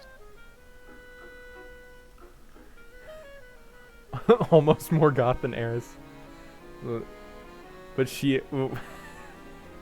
Wow. Okay. Damn. Okay. Alright, Cake. Okay. Oh my. Oh my. Oh In the my. corner of the room, an arcane construct stands up and starts making its way toward you. Before you can protest, it raises its fist to hit you. You only have enough time to raise your arms. Look at that. Look at that. Look at that. Look at that. Look at that. Yeah. Look at that. Look at that. Does she have her sword? I think she has her sword out. Oh yeah. Damn, why would you hide that behind the text box? That's so cool. Well, that's why you can make the text box disappear. Close your eyes and wait for the blow. But instead, you hear the cling of steel against steel.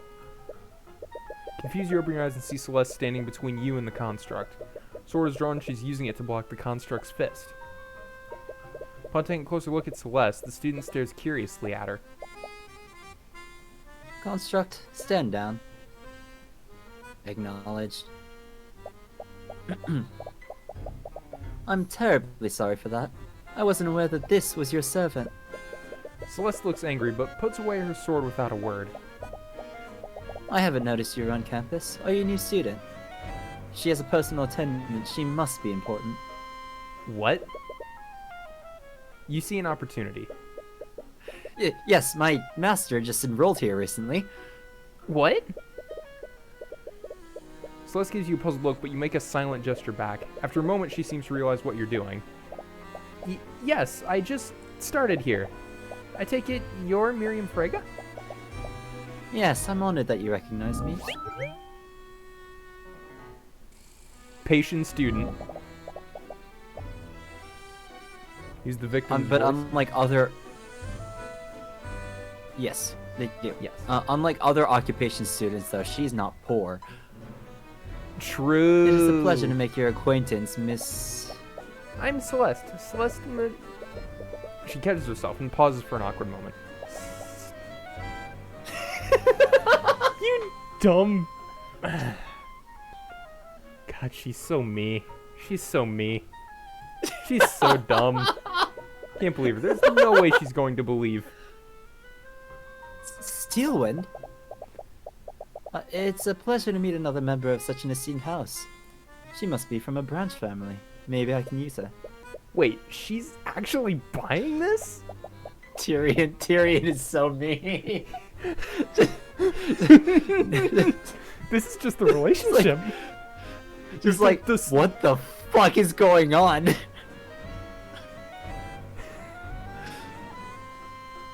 I love that the dialogue, her name changed. Yeah. Celeste Steelwind. There's In the There's one brain game cell in that this I'm- room, and it's Tyrion's. in the game that I'm solo streaming, Tavern Talk, there's a character who's like a rogue basically, and he changes his name whenever he introduces himself. It's like a running joke. But every single time he does so, his name on the dialogue box and in your notes changes. So like nice. so like if you that's go into his profile every single time, his name in his profile and every single name in his bio just changes. It's so good. Look, he's just trying to figure himself out, okay?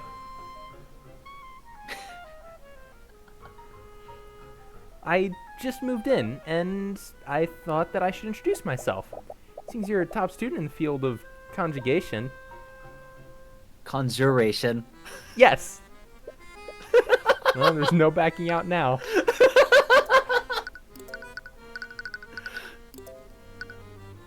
Repario Arcanum. Worth a look? Worth a look?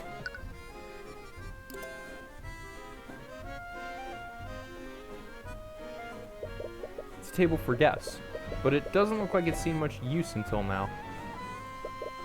It's a dresser. It probably contains Miriam's clothes. It would probably be a bad idea to take a closer look with Miriam here. Not just I mean, in if general. if she wasn't, then If it's she fair wasn't. game, I guess. Interesting. It's an extravagant bed. Run out the window. Agree. Looks like Miriam lives pretty well here.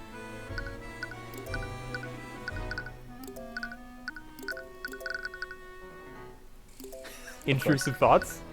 Intrusive thoughts? Do it. Do it. Present the attorney's badge. What do you think about this, Miriam? Oh, I'm terribly sorry, but I don't have much to say about that.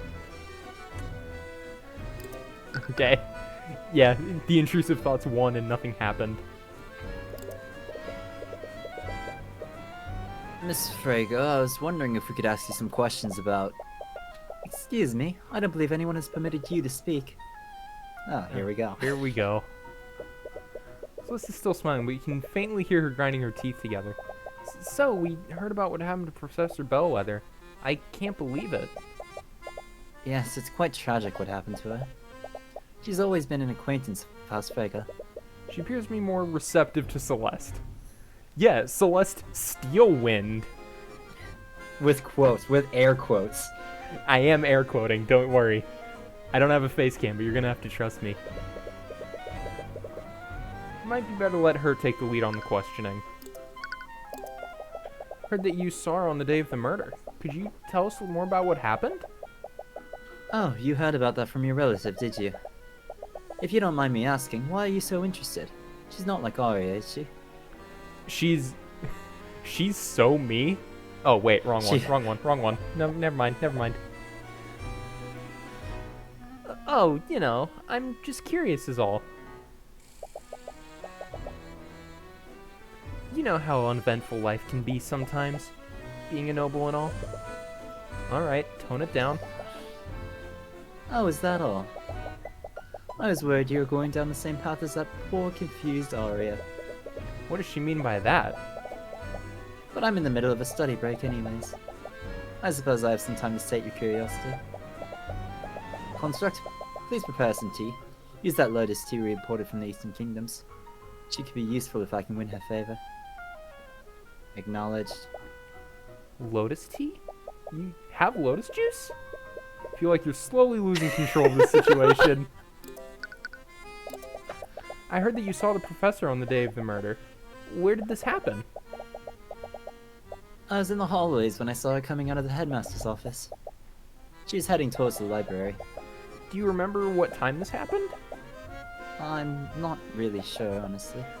It's a little embarrassing, but I have that habit of getting too absorbed in my work. Sometimes I'll let entire hours pass by without noticing. Do you have a rough idea, at least? I think it was in the morning. She thinks it was in the morning? But anyways, did anything seem off about her? No. It was a short encounter. I merely greeted her and she responded in kind. Or at least that's what should have happened. Ooh. That thought just now. What does it mean? Slowly glance at Celeste and catch her attention. Small motions, you shake your head to indicate that Miriam is holding something back. Are you and the professor really on good terms? I heard that she was pretty mean towards the other students. Towards the riffraff, maybe, but not to students like us. She's a great ally to House Frege, or at least she used to be. That's why we were planning on appointing her as the new headmaster. Wait, what did you just say? Did you just say that your family was going to appoint Bellwether as the new headmaster?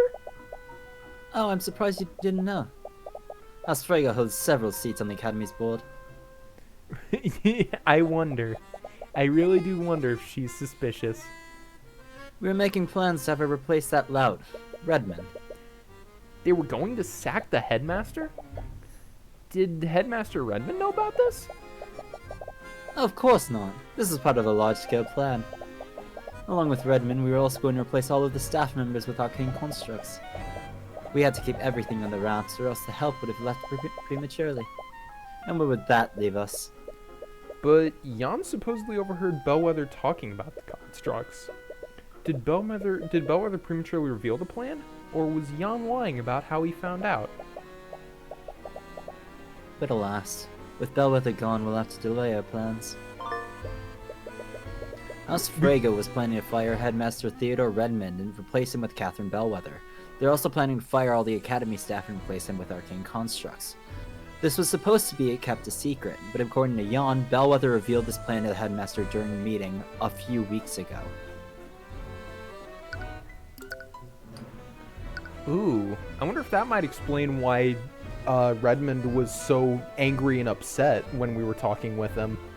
Maybe he doesn't actually hate his job. Maybe he was told about the plan and was very upset. Maybe that's the fear. Maybe that's the fear. Maybe.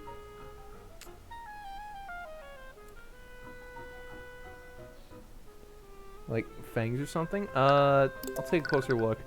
But On Miriam's. good news, everyone. I know everyone was clamoring for it. We got another picture of Bellwether in our notes. We got another picture of her. Hell yeah! Yeah.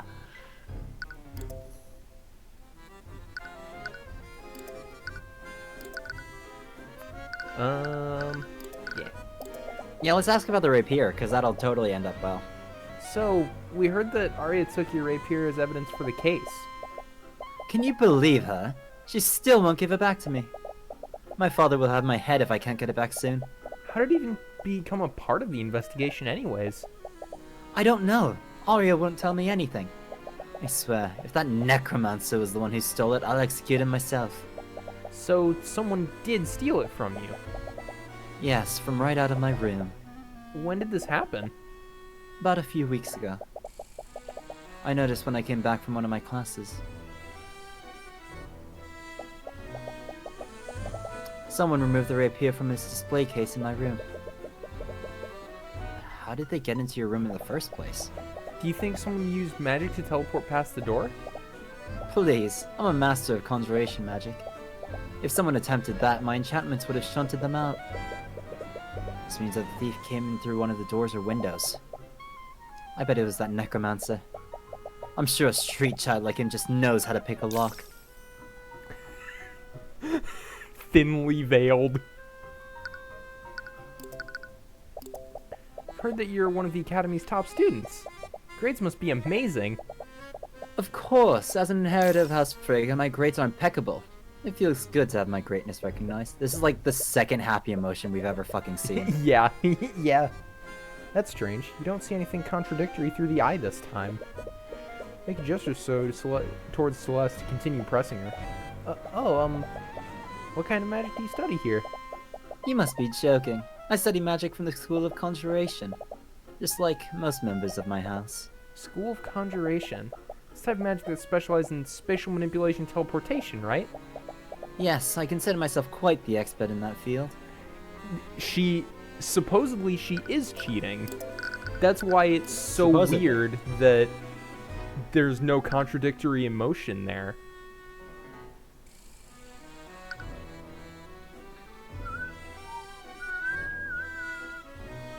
I suppose so.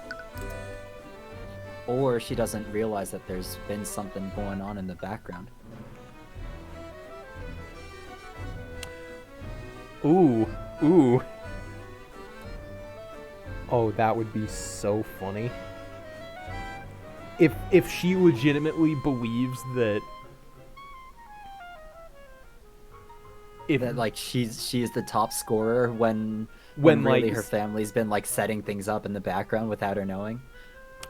I wonder if that's how Bellwether ended up getting the file of everything. I wonder, Frege must think that like she forged it. I don't know. It's a lot of guessing right now, but Why, the Crown Prince himself has asked my assistance in research study. It's nice to work with someone of my caliber. again, you don't see any thoughts that contradict what she's saying. Does that mean she's not lying? She's smart enough to get the Crown Prince's attention. Why would she be cheating? Said something about my wayward relative before. Were you talking about Arya? Oh, I'm terribly sorry if I offended you. But I'm sure it must pain you to see the way that she's been acting lately. Yes, it's been extremely hard. Hang in there, Celeste.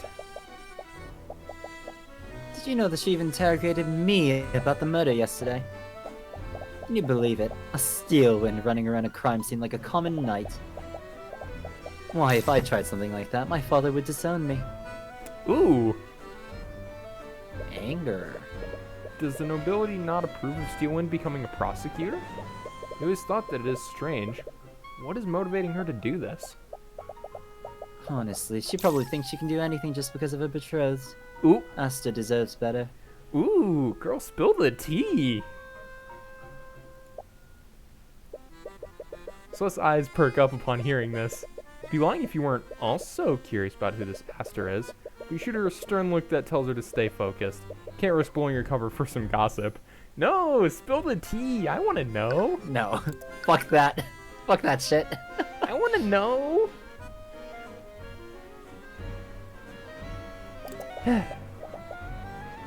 You have an arcane Fingers, it looks construct in like your someone room. holding her head forward.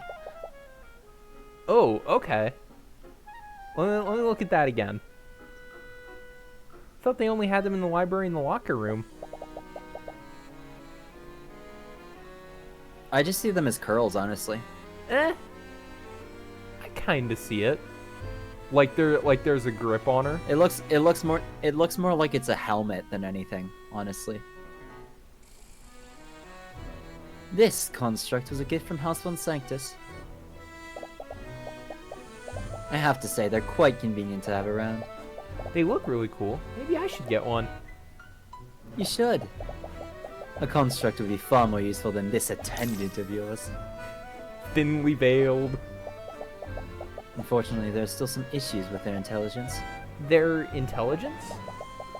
There are issues when you give them complex commands. It might be easier to show you. Miriam turns to the construct and begins gesturing towards it. Construct, please retrieve my textbooks and bring them here. Then, cast Steelwind Strike at this location. After that, retrieve some plates and set them out at this table. Acknowledged. What? Construct stands up and retrieves Miriam's textbooks from one of the shelves in the room. Brings them to the table you're sitting at, just like she ordered. Then it suddenly stops moving. Wait, what happened? The construct obviously can't cast Steelwind Strike, so my second command is impossible to carry out. But did you notice something else? It ignored your third command too. Correct. My third command was possible to carry out. So why did it ignore that command? It's a compute. Okay. It's a computer. Yeah, it's like a computer. It's a computer program. If you tell it to do something it can't do, it'll It do will the error first thing. and just it'll fuck throw, up the entire thing. No, yeah, it'll throw an exception and it won't continue running because it can't do that. Constructs execute a series of commands in the order that they are given. But let's say one of those tasks is impossible to complete. When the construct gets to that task, it will deem the entire series impossible to complete. As a result, it will stop executing the series altogether. So if a task in a series of commands is impossible, then that command will interrupt the sequence of commands. Exactly.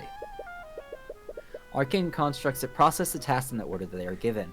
If a construct is ordered to complete tasks A, B, and C, it will process each of those tasks individually. If task B is impossible, the construct won't realize this until it reaches task B. When it reaches task B, it will deem the entire series of commands as impossible and stop what it's doing without even attempting to complete task C. Yeah, it's yeah. Look. I do programming. I'm studying programming. It's fine. I kind of didn't need the ABC example, but I get it. Well, some of us aren't computer geniuses, okay? You understand how I also took programming. Yeah, I was about to say. I also did take programming. Shut up. Lady Steelwind. I'm afraid we must leave now if we want to make our next engagement. Oh, right. Let's go, servant. Oh, leaving already. It was a pleasure talking to you. Yeah, sure. I hope to see you around. We're gonna see her in court. It's gonna be so funny. Make your way back to the foyer with Celeste. With all the time you spent, you only have a brief amount of time before night falls. Night? Tomorrow morning, night? Wait. Okay, so the trial ended. Arya said that it happened the previous day, but the court case was supposed to be the next morning. So you missed. You missed the trial. Everybody missed the trial. The judge showed up. Was like, the trial. What? Where? Where everyone? If trial, why no people? It's like no, he Wallace and the staff in the court, like the bailiff showed up, but there were Tyrion and Arya weren't there. So it's like what do we do?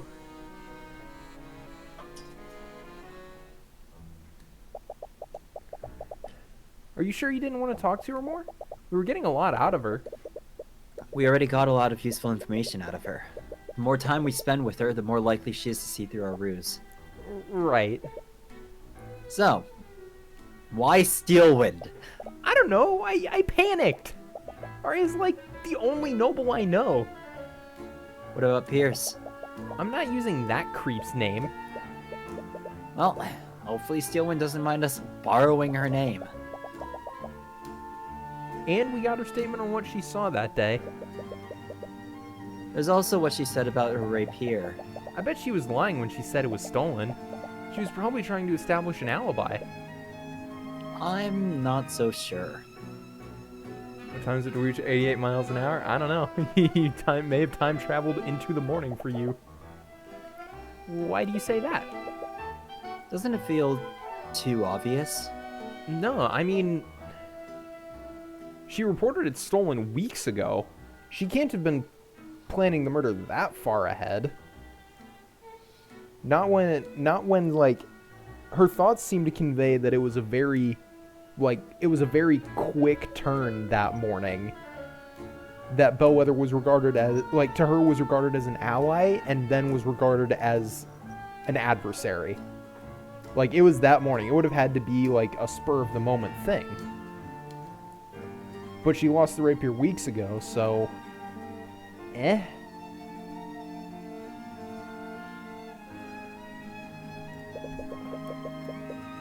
If she was lying about the rapier being stolen, that would imply that she planned all of this in advance.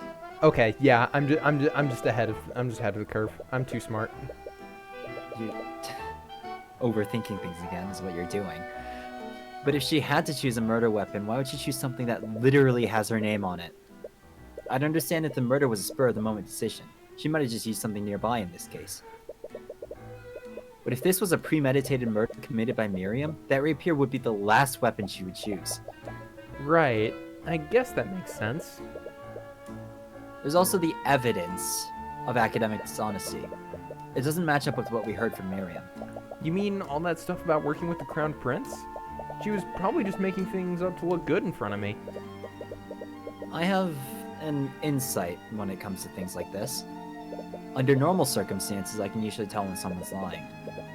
And a lie as grandiose as that would be something I would definitely see through. People can subconsciously shield themselves from the eye of Horus even if they don't know about it. But when they do that, you usually can't see any thoughts from them. You also saw that she was lying about her encounter with Bellwether. You would have seen dissonant thoughts if she was lying about her grades. Well, I guess I'll trust your insight. But what does this mean? I don't know. Even with everything we've found, I'm still not sure who the real culprit is. At the very least, I think we should still try to pull Miriam onto the stand. If she testifies in court, I might be able to find something I can use. But that's a big maybe. If you don't play your cards right, you might spook the Fregas enough for them to just pay off the judge.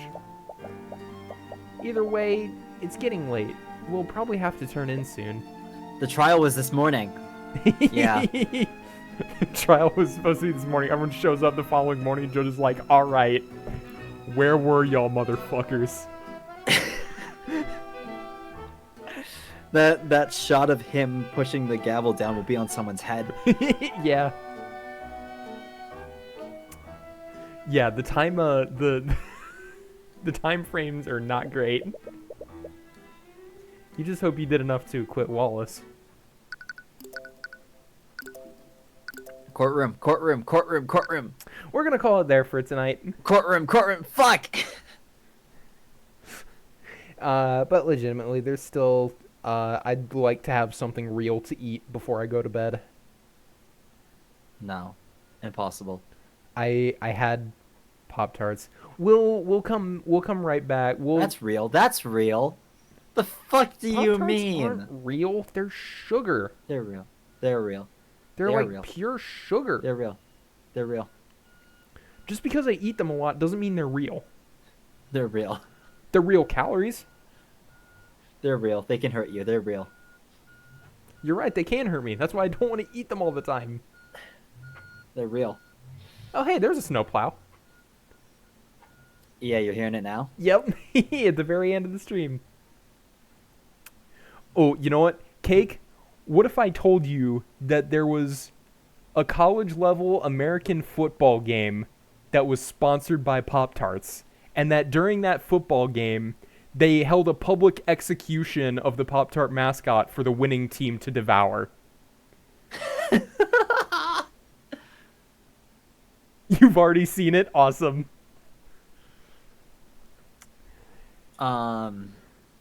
Bumbatron, I know you're also getting involved in this, so we are going to be streaming at normal time on Thursday.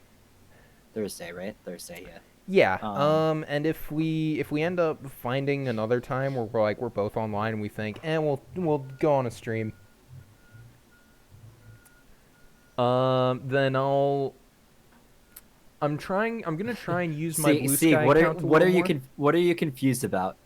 I'll try and use my Blue Sky a little more to like post when we're gonna be going live if it's not gonna be the regular like Thursday time. What are you confused about? But yeah.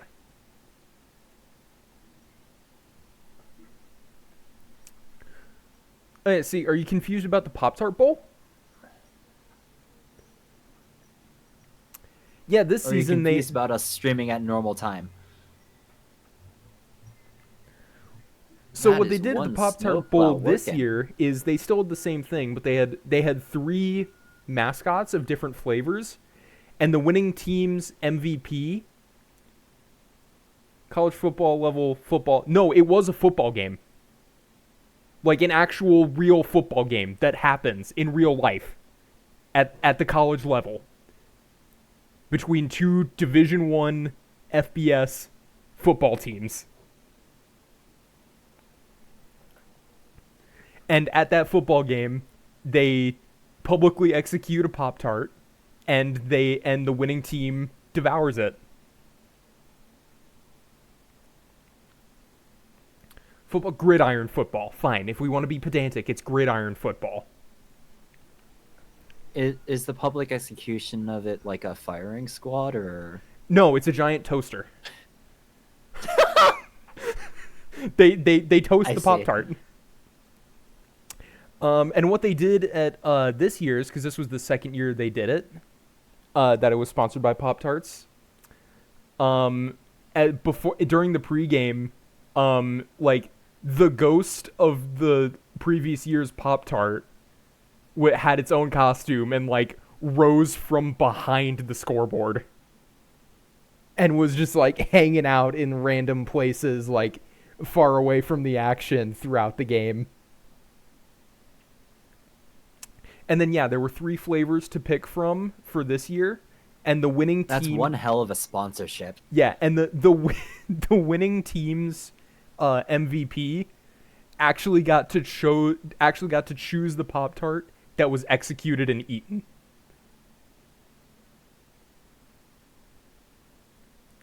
And the Pop-Tarts, they want to be chosen. It is a ritual. Their goal in life is to be cooked and devoured. There's a whole lore to this. And it's all built around a college football game. Oh, I just realized, was the music at the end there, wasn't that the bad music? Ooh, yeah, might have been. Oh well. Oh well. It was just dialogue. It didn't cover up our conversation about the greatest college football game all season.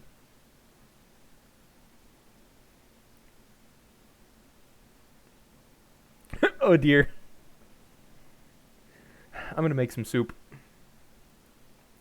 Oh but dear. yeah, anyway, like we were saying, that's the that'll do it for us tonight. Cake, I hope you have an excellent day. Because since you've burned all of your sleeping time. Yeah, it's like what, 6 a.m. now? Oh, you made it through Five Nights at Freddy's shift. Congratulations.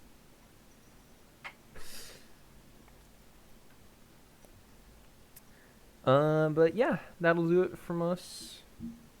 And we'll see you all. Sieg, you're probably gonna head to sleep soon. Bumbotron, I don't know where you are, but if it's night, then have a good night. Yep, have a good night. We'll see you definitely on Thursday, maybe sooner if we have some extra time. Thanks for watching, everybody. Bye.